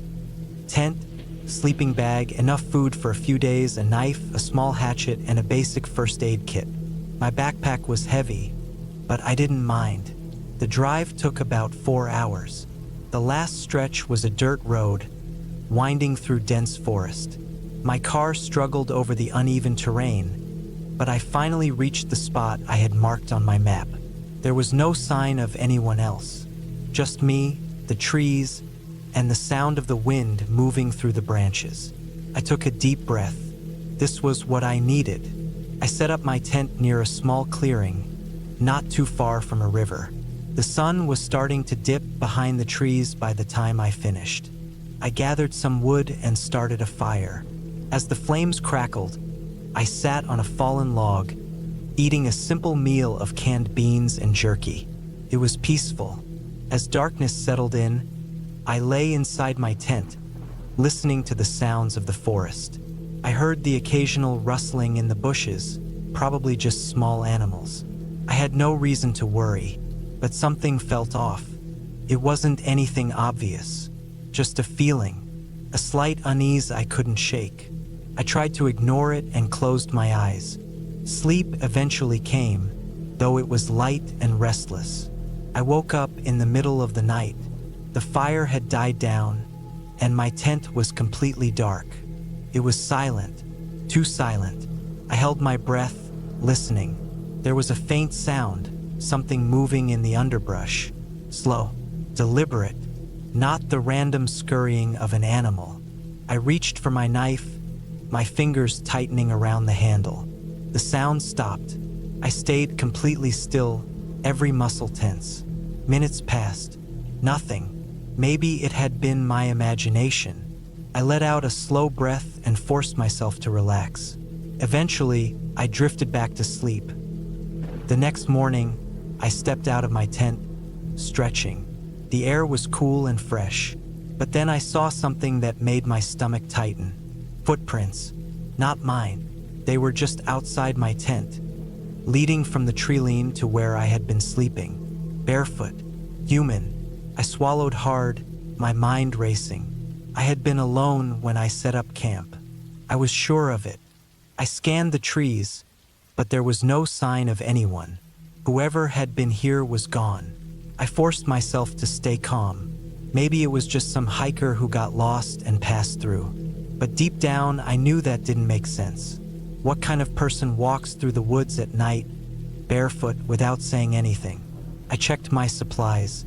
Nothing was missing. No signs of anything being disturbed other than the footprints. I considered packing up and leaving, but I had driven for hours to get here. I had planned for days. Maybe I was overreacting. I decided to stay. The day passed without incident. I hiked, took some pictures, and tried to enjoy the quiet, but the unease never fully left me. That night, I built my fire bigger than before. I kept my knife close as I sat near the flames, listening to the night sounds. Again, I had trouble sleeping. Every little noise made me tense, but nothing happened. No strange sounds. No footprints. By the time the sun rose, I felt a little foolish. Maybe it had been nothing after all.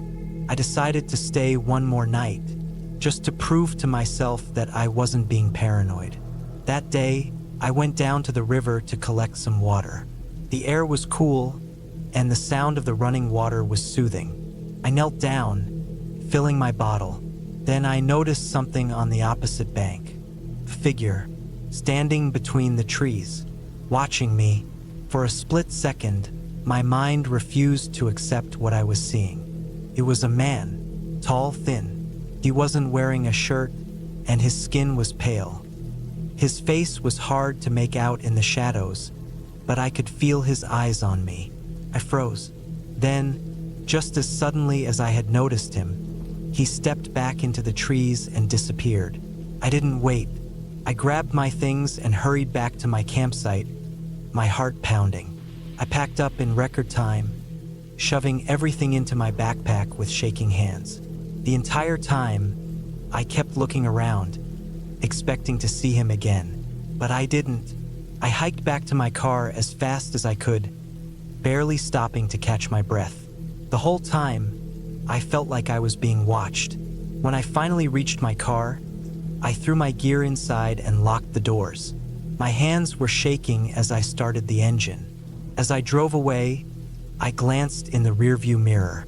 The dirt road stretched behind me, empty, but I couldn't shake the feeling that I had been lucky, that if I had stayed one more night, I might not have made it out at all. I haven't been camping alone since.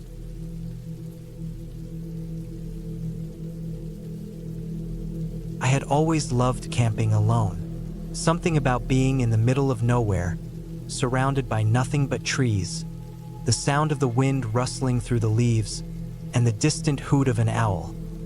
It always brought me a kind of peace that I couldn't find anywhere else. It wasn't my first time setting up camp in a secluded spot, and it wouldn't be my last. Or at least that's what I thought. I had picked a location deep in the national forest, far from any designated campsite. It was about a 4-hour hike from where I parked my truck, and by the time I arrived, the sun was already beginning to set. I had to move fast, setting up my small tent, gathering firewood, and making sure I had a clear perimeter around my camp. I wasn't worried about animals. I had bear spray and a hunting knife on my belt, just in case. What I hadn't prepared for was the thing that would make this trip the worst night of my life. That first night was uneventful. I sat by the fire, ate a simple meal of jerky and nuts, and listened to the sounds of the forest. The stars were brighter than they ever were in the city, and I found myself staring up at them for hours before finally crawling into my sleeping bag. The quiet was almost unnerving, but I was used to it. I fell asleep quickly. It was around 2 a.m. when I woke up, not because of a noise, but because of the lack of it. The forest was silent, too silent. No crickets, no rustling leaves, not even the sound of the wind, just complete, suffocating silence. That was never a good sign. When a forest goes quiet like that, it usually means there's a predator nearby. I listened closely, straining my ears for any hint of movement outside my tent. Nothing. I reached for my flashlight, but something made me stop. A feeling, a deep, gut-wrenching instinct telling me that if I moved, something would know.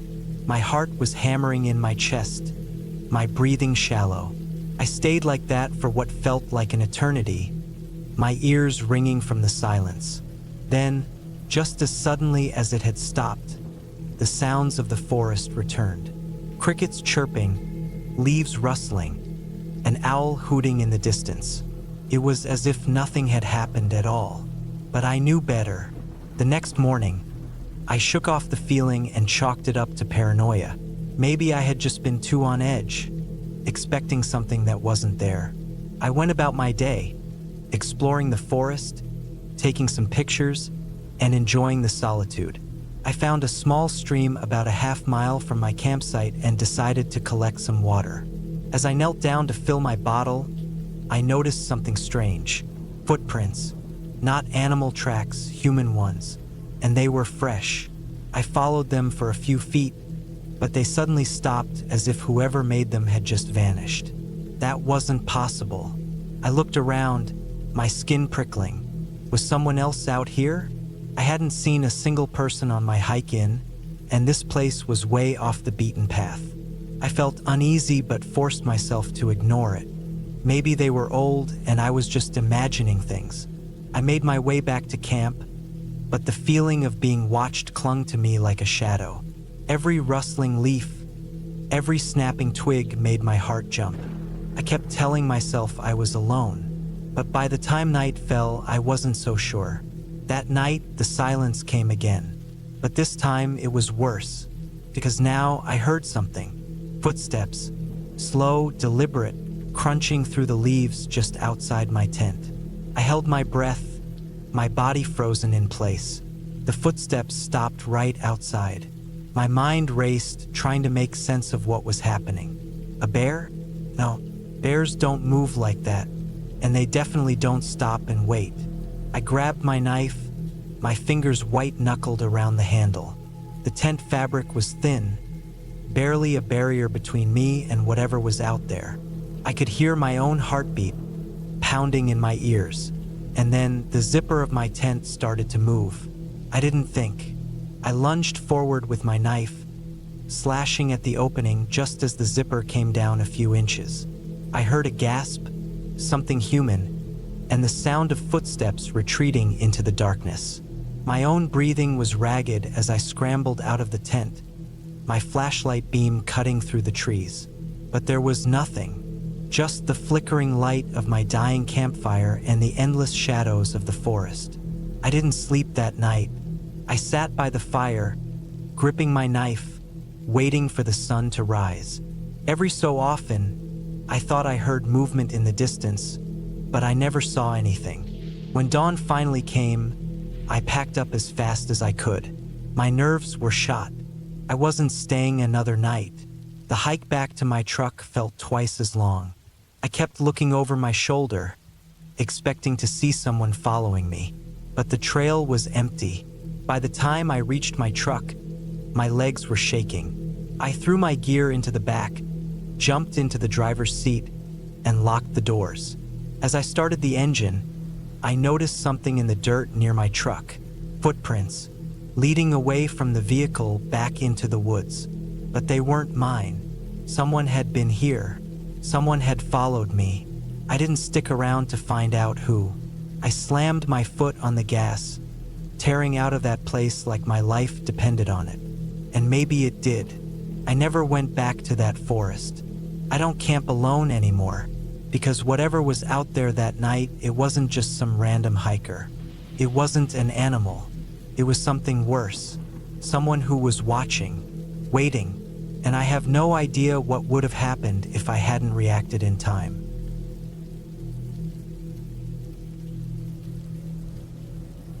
I don't know why I agreed to go camping alone.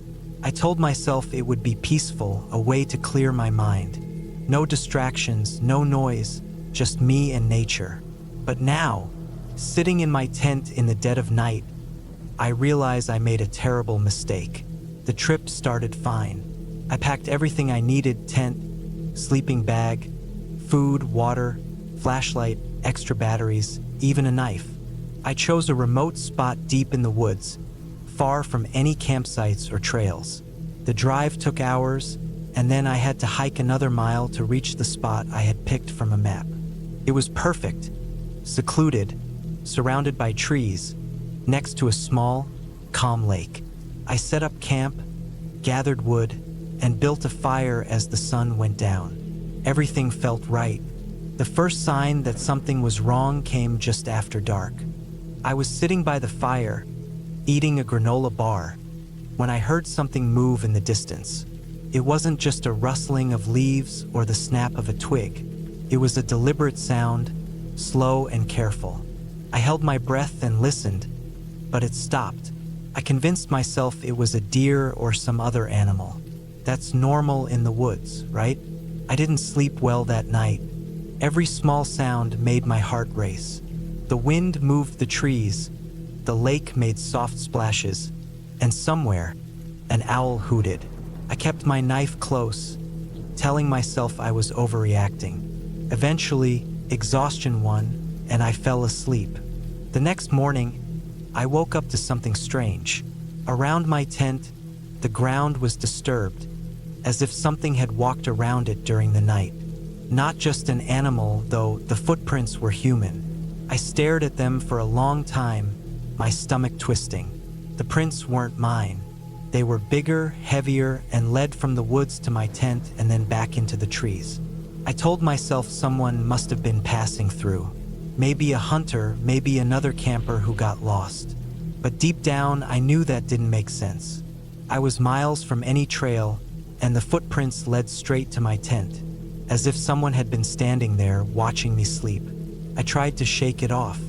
I packed my bag for a short hike, planning to explore the area. But as I walked, I couldn't shake the feeling that I wasn't alone. I kept stopping, listening, glancing over my shoulder. Nothing, just trees and silence. But my gut told me something was off. About an hour into my hike, I found something that made my blood run cold. A pile of rocks, stacked neatly in a formation that didn't look natural. It was like a marker, a sign. Nearby, hanging from a tree, was a small bundle of sticks, tied together with twine. I don't know why, but I felt like it was meant for me, like someone had left it there. I turned around and went straight back to camp. I didn't run, but I wanted to. Every step felt heavier, and the trees felt closer. When I reached my tent, I started packing up. I wasn't going to stay another night. Something was wrong, and I wasn't going to wait to find out what. Then I noticed something else. The firewood I had stacked was gone. I had piled it neatly the night before, but now it was scattered. Some pieces were missing entirely, and there, in the dirt, more footprints, fresh ones. Someone had been here while I was hiking. I grabbed my bag, slung it over my shoulder, and started walking. I didn't bother packing my tent. I just left it. I wanted to be gone. The hike back to my car felt like the longest walk of my life. Every sound made my pulse jump.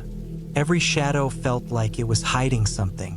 When I finally reached my car, I felt a wave of relief until I saw the scratches. Long, deep scratches running along the driver's side door. Not from an animal. They were too deliberate, too clean, like someone had dragged a knife or a sharp rock along the metal. I didn't stop to think. I got in, locked the doors, and started the engine. As I drove away, I glanced in the rearview mirror. Standing at the edge of the woods, just barely visible between the trees, was a figure. I couldn't see details, just the shape of a person standing still, watching. I didn't stop. I didn't look back again. I drove until I reached the highway, then kept going until I was miles away. Only then did I let myself breathe. I don't know who or what was out there. I don't know why they watched me or what they wanted. But I know one thing for sure. I'll never go camping alone again.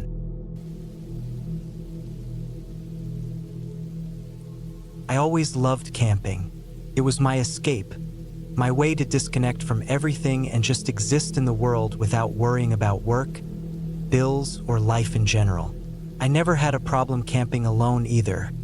In fact, I preferred it. No one to talk to, no distractions, just me and the wilderness. That was until the trip that changed everything. I had picked a remote spot in a national forest, far from any official campgrounds. I wanted real isolation, and I had found it. The nearest road was a good 2-hour hike away, and I hadn't seen another person the entire day. I arrived at my chosen spot in the late afternoon, a clearing near a slow-moving river. The trees were dense, towering pines and thick underbrush all around me. It was perfect. Setting up camp was second nature to me. I pitched my tent, gathered firewood, and set up a small cooking area. By the time the sun was setting, I had a fire going and was cooking dinner. The air was crisp but not too cold, and the sounds of nature filled the silence. It was peaceful. That peace didn't last long. It started with a sound, something moving in the woods, just beyond the firelight. I wasn't new to the wilderness. I knew animals were everywhere. It could have been a deer, maybe even a bear, though I hadn't seen any signs of them. I wasn't worried at first, but then I noticed something strange. The sound wasn't moving like an animal. It wasn't the rustling of leaves or the snapping of twigs in random patterns. It was slow, deliberate, as if something or someone was circling my campsite. I froze, listening intently. My mind raced through possibilities. Person? Out here? It didn't make sense. This was miles from any trail. No one would just stumble upon this place. I grabbed my flashlight and shined it into the trees. Nothing. Just the dense forest staring back at me. The sound had stopped. I told myself it was my imagination playing tricks on me, maybe an animal that ran off when I shined the light. Still, I kept the fire going longer than usual, letting the flames burn high before I finally decided to call it a night. Inside my tent, I lay there listening. The fire outside crackled softly, casting faint flickering shadows against the fabric of my tent. The forest was alive with the usual sounds. Crickets, the occasional hoot of an owl, but underneath it all, I swore I could hear something else. Faint movement, breathing. No, that was just in my head. I had to be imagining things. I don't know when I fell asleep, but I woke up to something much worse. A sound, not from outside my tent, but from inside. I didn't move. My body froze, my breath caught in my throat. Something was in here with me. I felt a shift in the air, a presence that didn't belong. My heart pounded so loud I was sure whatever was in here could hear it. Slowly, I reached for my knife, barely breathing as I did. My fingers found the handle, and I gripped it tightly, preparing myself for what? A wild animal? An intruder? Then silence. I lay there for what felt like an eternity, waiting, listening, but there was nothing. No movement, no breathing, nothing. Finally, I mustered the courage to flick on my flashlight. The tent was empty. My gear was exactly where I had left it. Nothing was disturbed, but I knew what I had heard. Something had been in here. I didn't sleep the rest of the night. I sat there, knife in hand, listening to every single sound. When the first light of dawn broke through the trees, I unzipped the tent and stepped outside, gripping my knife tightly, scanning the area. That's when I saw them. Footprints, human footprints, circling my campsite. I wasn't alone. Someone had been out here, watching me, walking around my tent while I slept. I packed up immediately, moving faster than I ever had before. The hike back to my car felt endless, every snapped twig behind me sending a jolt of adrenaline through my body. I kept looking over my shoulder, expecting to see someone following me, but I never did. When I finally reached my car, I locked the doors the second I got inside. My hands were shaking as I started the engine and drove away, leaving that place behind. I haven't been camping alone since. I don't think I ever will again.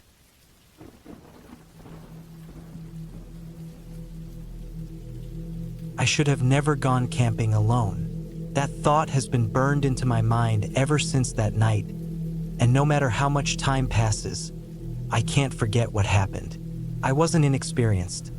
I had camped alone before, hiked difficult trails, even spent days in the wilderness with nothing but a backpack and a knife. But nothing prepared me for that night. It started as an ordinary trip. I had planned to spend 3 days deep in the forest, away from people, away from everything. Just me, nature, and the quiet. I wanted to clear my head. The stress of life had been weighing on me, and I figured a few nights under the stars would do me good. I picked a spot about 10 miles from the nearest road, far off any major trails. I wanted solitude, and that's exactly what I got. The hike in was uneventful. The forest was thick, but I had a GPS and a map.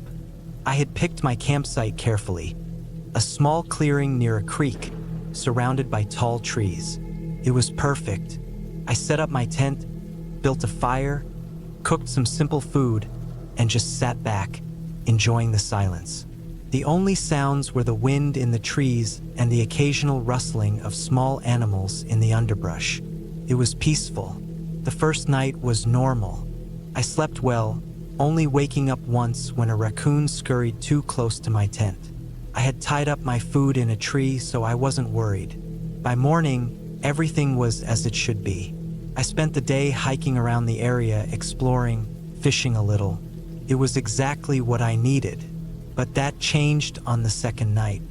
As the sun dipped below the trees, I got that strange feeling, the kind that makes the hair on the back of your neck stand up. It was sudden, like a switch had flipped. I tried to ignore it, telling myself it was just my mind playing tricks. But it was hard to shake. The woods felt different. The air felt heavier, and the usual sounds of the forest seemed distant, muted. I forced myself to go about my normal routine. I built a fire, made some food, and sat by the flames, trying to enjoy the moment. But I couldn't shake the feeling that something wasn't right. My instincts screamed at me, but there was no reason for it. Then, just past midnight, I heard it. At first, it was faint, a crunching sound, like someone stepping on dry leaves. I told myself it was an animal, maybe a deer. But then it came again, closer, more deliberate, the sound of someone walking. I held my breath, straining to listen. My fire was still burning low, casting flickering shadows on the trees. My tent was zipped shut, but I hadn't gone inside yet.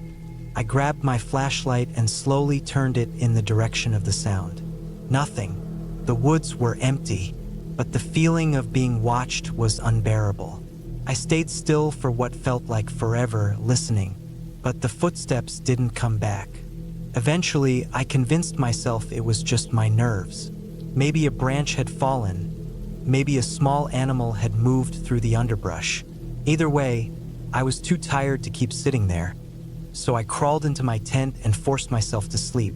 I woke up suddenly in the middle of the night. My fire was completely out. The air was freezing, but that wasn't what woke me up. It was the sound. Breathing. Not mine. It was right outside my tent. Slow, steady, deliberate. I didn't move. I didn't even breathe. My heart pounded in my chest, and my body felt frozen. I listened, hoping, praying that I was imagining it. Then something pressed against the side of my tent. Not an animal. Not the wind. Something solid. A hand? A foot? A body? I don't know. But it pressed in just slightly, then pulled away. I wanted to scream, but I stayed silent. I reached slowly for my knife, gripping it tight. My mind raced with possibilities. Who was out here? No one knew where I was. I had picked this spot specifically to be alone. The breathing continued, deep, steady, terrifying. Then, just as suddenly as it had started, it stopped.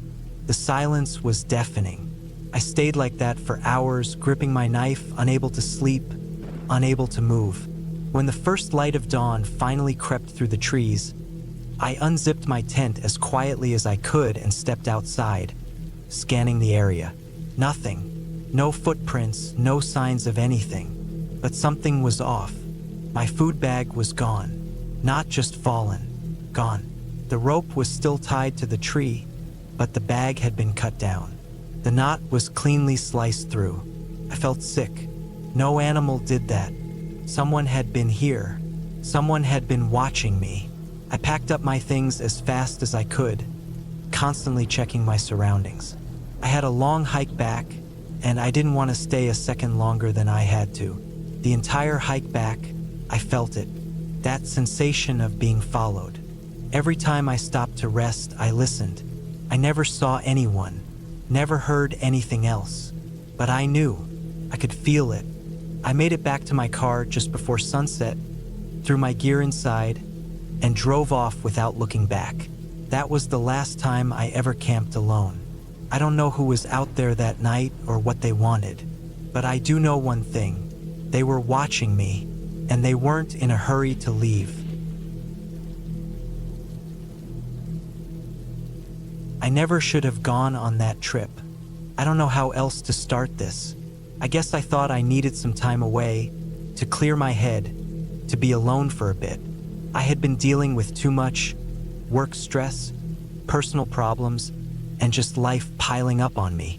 I figured a few nights in the woods, away from everything, would help. I drove out to a spot I had researched online. It was deep in the forest, a place that wasn't too popular but still had some trails and campsites. It was about a 4-hour drive from my home, and the further I went, the fewer cars I saw. By the time I got close, it felt like I had left the rest of the world behind. Just thick trees on either side of the road, the occasional dirt path leading off into the unknown. The campsite itself was just a small clearing. There was a fire pit made of old stones, some fallen logs around it for seating, and enough space to set up a tent and move around comfortably. No other campers in sight, just me, alone in the quiet. It was perfect. The first night was peaceful. I set up my tent, collected some wood, and built a fire before the sun went down. The air was cool but not too cold. I ate, sat by the fire, and listened to the sounds of the forest. Crickets, the occasional rustling in the brush, the distant call of an owl. It was nice. At some point, I crawled into my tent and fell asleep. I don't know what time it was when I woke up, but something had pulled me out of my sleep. I lay there listening.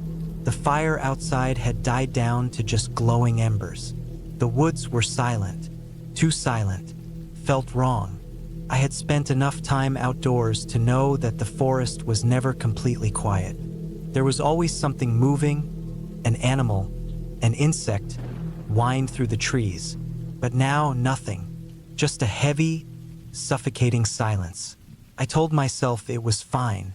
I was just overthinking it.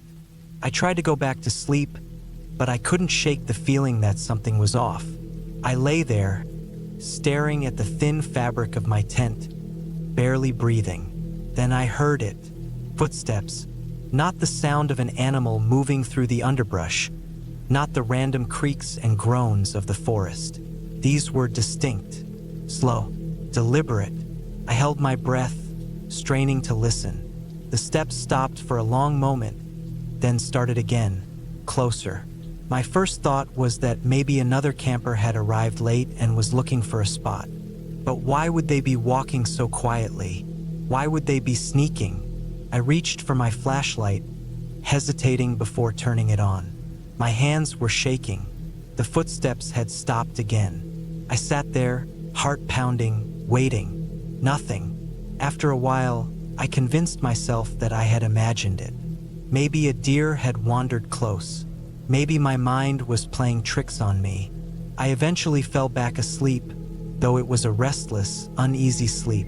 The next morning, everything seemed normal again. The sun was out, birds were chirping, and the fear from the night before felt ridiculous.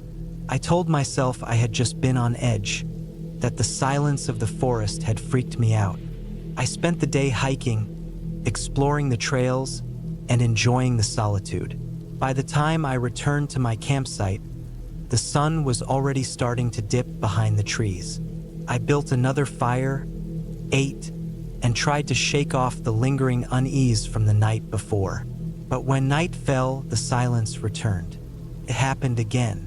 The footsteps, slow, careful, closer this time. I sat up in my tent, gripping my flashlight, heart hammering in my chest.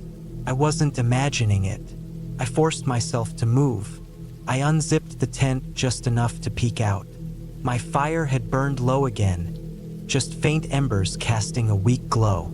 The woods beyond were black. I scanned the area, holding my breath. Nothing, but the feeling was still there. The thick, suffocating dread pressing down on me. I barely slept that night. Every sound made me flinch. Every rustle of the wind sent my heart racing. I told myself I would leave first thing in the morning. When dawn came, I packed up fast. I wasn't even hungry. I just needed to get out of there. But as I was breaking down my tent, I noticed something. Footprints.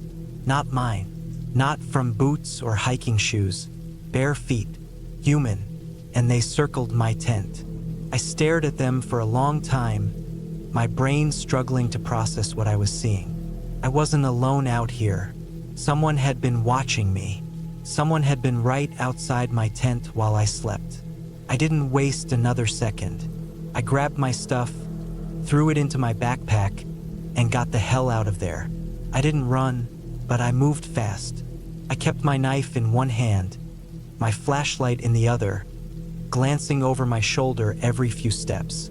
When I finally reached my car, I threw my gear inside, locked the doors, and started the engine. I felt like something was watching me, just out of sight, hiding in the trees. I didn't look back. I drove straight home, my hands gripping the wheel so tight my knuckles turned white. I didn't stop until I was back in my driveway. Only then did I finally let myself breathe. I don't know who was out there. I don't know what they wanted. And I don't want to know. I haven't been camping since.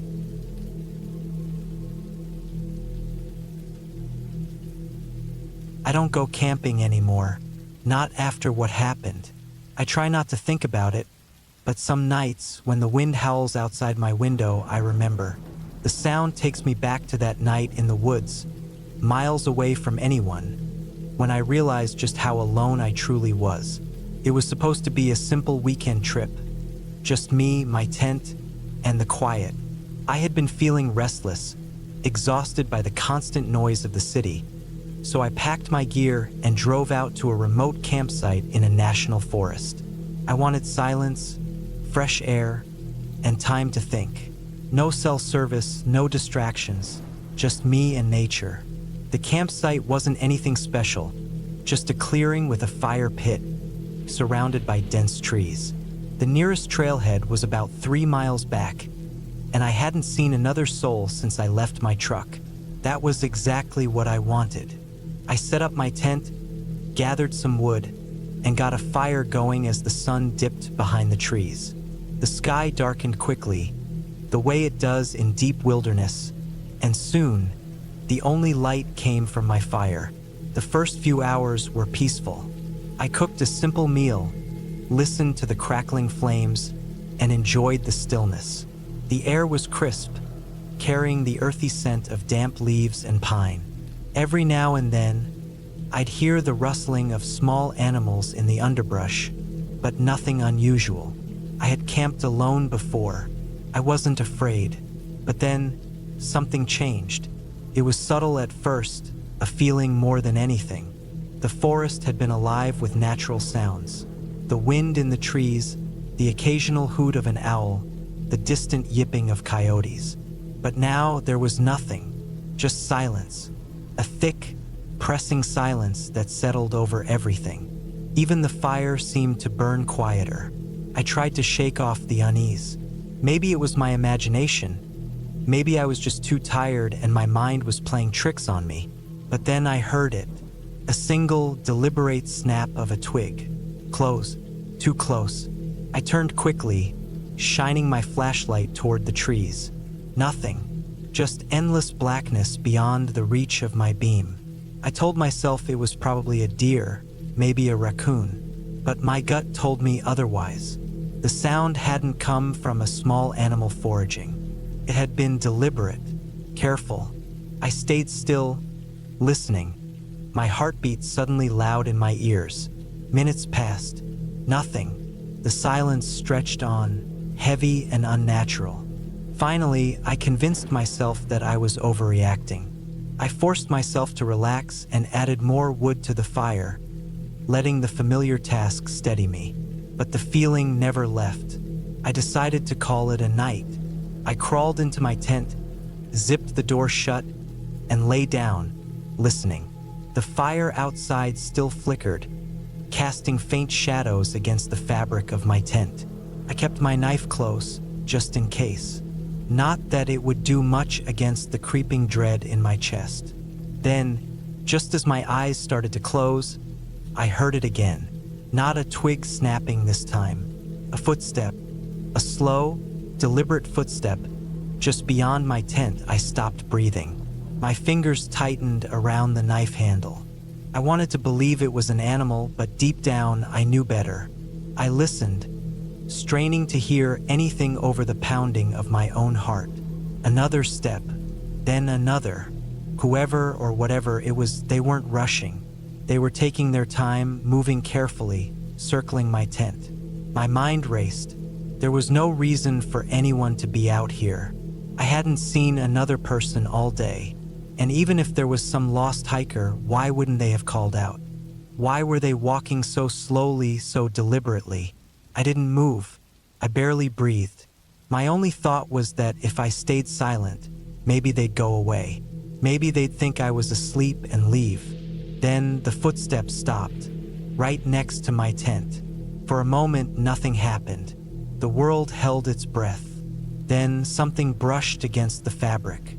Lightly, just enough to make the material shift. I gripped my knife tighter, my mind screaming at me to do something, but I was frozen. Then, as suddenly as it had started, it stopped. The presence outside my tent was gone. I didn't hear footsteps leaving. Nothing. Just silence. The kind that settles deep into your bones. I don't know how long I lay there, paralyzed, listening to nothing. Minutes? Hours? Felt like forever. But eventually, exhaustion won. I must have drifted off at some point because when I woke up, the fire was out, and the sun was just beginning to rise. The world felt normal again, but I knew better.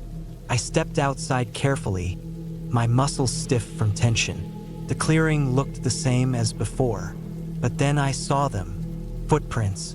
They weren't mine. They were bigger, heavier, and they circled my tent. I followed them with my eyes, my stomach twisting. They didn't just circle. They stopped. Right where I had heard the presence standing in the night. Right where something had brushed against the tent fabric. And then they just disappeared. There were no tracks leading away.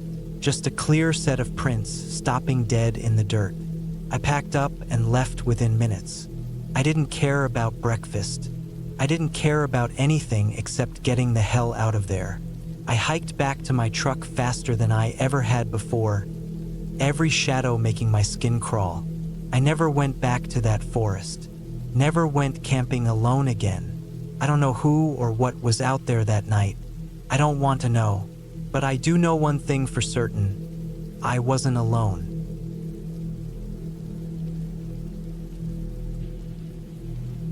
I don't know why I agreed to this trip. Maybe I wanted to get away from the noise of the city, or maybe I just wanted to prove to myself that I could do something outside my comfort zone. Either way, I found myself deep in the woods, miles away from any town, setting up my tent alone as the sun started dipping below the trees. The plan was simple. 3 nights of solo camping, just me, nature, and the quiet. I wasn't a complete beginner. I had camped a few times before with friends, but never alone. I had my gear, tent, sleeping bag, enough food, water, and a basic survival kit. Everything was supposed to be fine. The first night was uneventful. The woods were noisy with the usual sounds: rustling leaves, distant owl calls, and the occasional snap of a branch. I had a small fire going and sat beside it, watching the flames dance. It was peaceful, almost comforting. I ate a simple meal, stared at the fire for a while, and then crawled into my tent. The sounds of the forest were calming, and I drifted off without any trouble. The second day, I decided to explore the area. I marked my campsite on a GPS app just in case and wandered deeper into the trees, following a small creek that wound through the forest. The air smelled damp and earthy, and the occasional patches of sunlight that broke through the canopy made everything feel warm and alive. I found some interesting animal tracks near the water, probably deer, and a few fallen logs that looked like the perfect place for a bear to hide. That thought unsettled me a bit. I had bear spray, but I didn't want to run into one. I made sure to make noise as I walked, breaking twigs underfoot, coughing every now and then, just enough to make my presence known. After a while, I turned back, retracing my steps toward camp. That's when I noticed it. The first sign that something was wrong was the silence. The usual sounds of the forest, birds, insects, the rustling of small animals were gone. It was as if the entire area had gone still, holding its breath. I stopped walking, listening, waiting for anything. Nothing. Just an empty, dead silence. Then I saw it. A tree, maybe 50 feet ahead of me, with deep, jagged cuts along the bark. Long, deep scratches, like something with claws had raked across it. I stepped closer, running my fingers over the grooves. They were fresh. The wood beneath the bark was pale, almost damp. Whatever had done this had been here recently. I scanned the area, my heart picking up speed.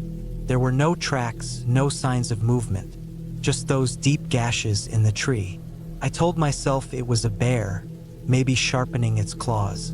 That made sense, right? But something about the marks felt wrong. Too deliberate, too controlled. I shook it off and walked back to camp, forcing myself to stay calm. That night, as I sat by the fire, I couldn't shake the feeling that something was off. The woods felt different. The air felt heavier, pressing against me in a way that made my skin crawl. I kept glancing around, half expecting to see something standing just beyond the firelight. But there was nothing, just darkness and trees. I barely slept. Every small sound outside the tent made me jolt awake. At one point, in the middle of the night, I heard something slow, deliberate footsteps moving just beyond my campsite. Not the quick, light steps of a deer or the skittering of a raccoon. These were heavier, human. I held my breath, heart hammering in my chest. I reached for my flashlight, but I didn't turn it on. I didn't want to see. I just waited, listening. Minutes passed. The steps stopped. The silence returned. I don't know how long I lay there, staring at the ceiling of my tent, but eventually, exhaustion pulled me under. The third day, I considered packing up and leaving early. I told myself I was being paranoid, that I had let my imagination get the best of me. But the feeling wouldn't go away. It stayed with me, a dull, nagging weight in my gut. I spent most of the day near my camp, keeping the fire going, making sure I had everything in order, just in case. By late afternoon, I had almost convinced myself that I had overreacted. Then I found the footprints. They were in the soft dirt near the edge of my campsite. At first, I thought they were mine, but as I looked closer, I realized they weren't. They were bigger, wider, and they came from the trees, stopping just a few feet from where I had been sitting the night before. Whoever or whatever had made them had been watching me. I packed up my gear in record time. As I did, I kept glancing toward the trees, half expecting something to step out. My hands were shaking as I shoved the last of my supplies into my backpack. I doused the fire, making sure it was completely out, and started walking. Fast. The sun was starting to set. The path back to my car wasn't long, maybe a little over a mile, but it felt like the longest walk of my life. Every step I felt watched. Every rustle of leaves, every snap of a twig sent a bolt of adrenaline through me. Then I heard it. Footsteps. Behind me. I didn't turn around. Couldn't. I just walked faster, trying to keep my breathing steady. The footsteps kept pace with me. Not running, not rushing, just following. I gripped the bear spray in my hand, my fingers tight around the canister. My car was close.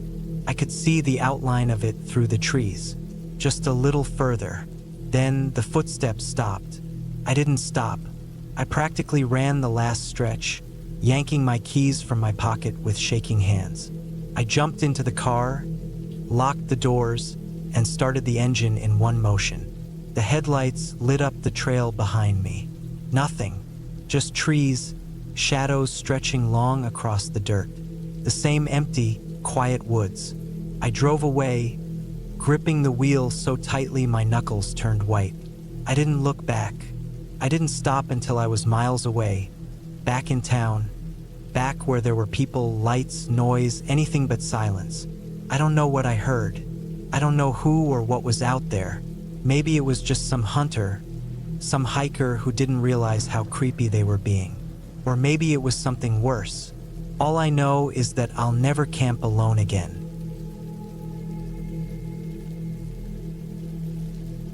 I never should have gone out there alone. Started as a way to clear my head. Work had been exhausting, life had been heavy, and I just needed to get away. I had camped plenty of times before, but usually with friends. This time, I wanted to do it alone.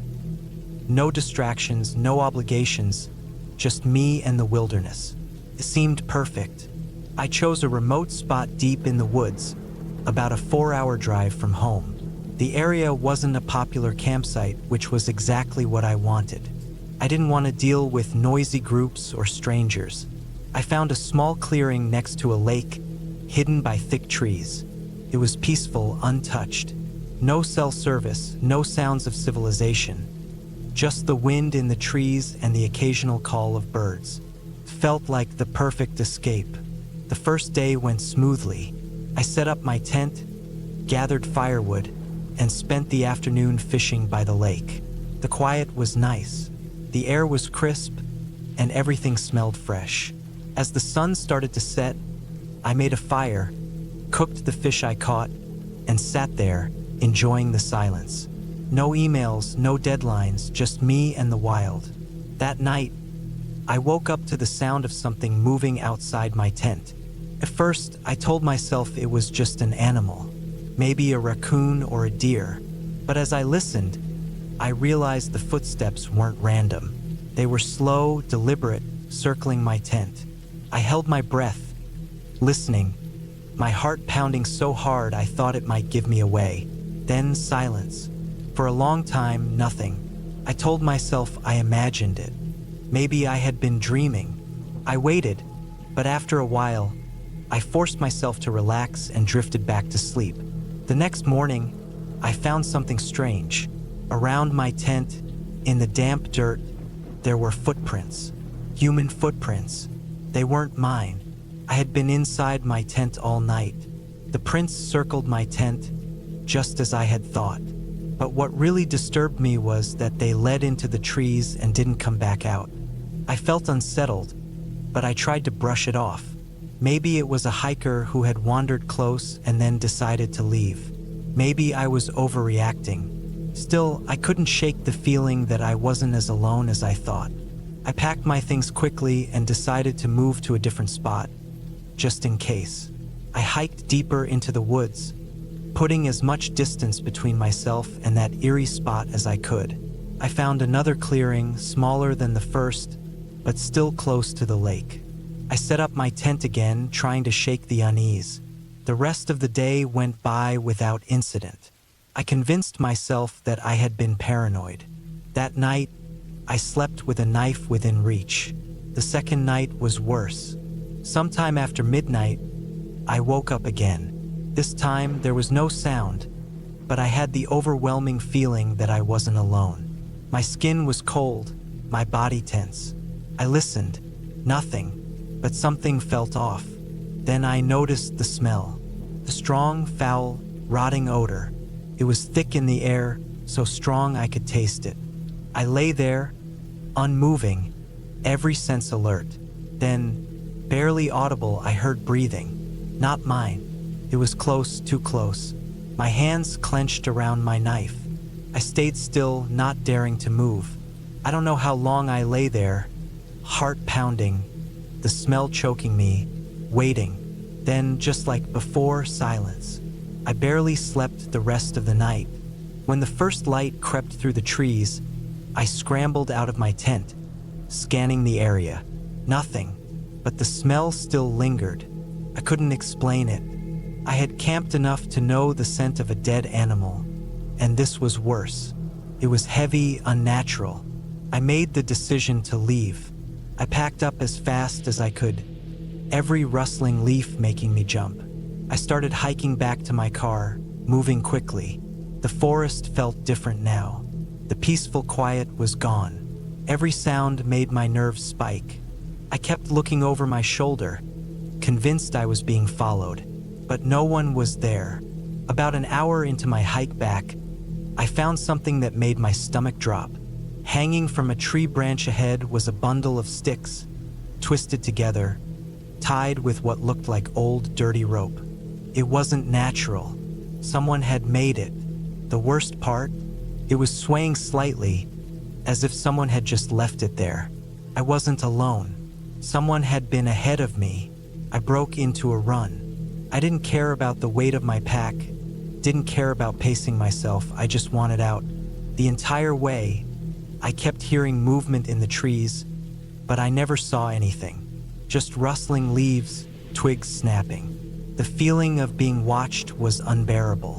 When I finally reached my car, I was drenched in sweat, my chest tight with fear.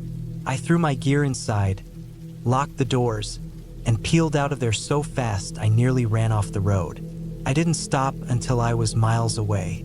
Only then did I let myself breathe. I don't know who was out there. I don't know what they wanted. Maybe it was just some backwoods hermit messing with me. Maybe it was something worse. But I do know one thing. I'm never camping alone again.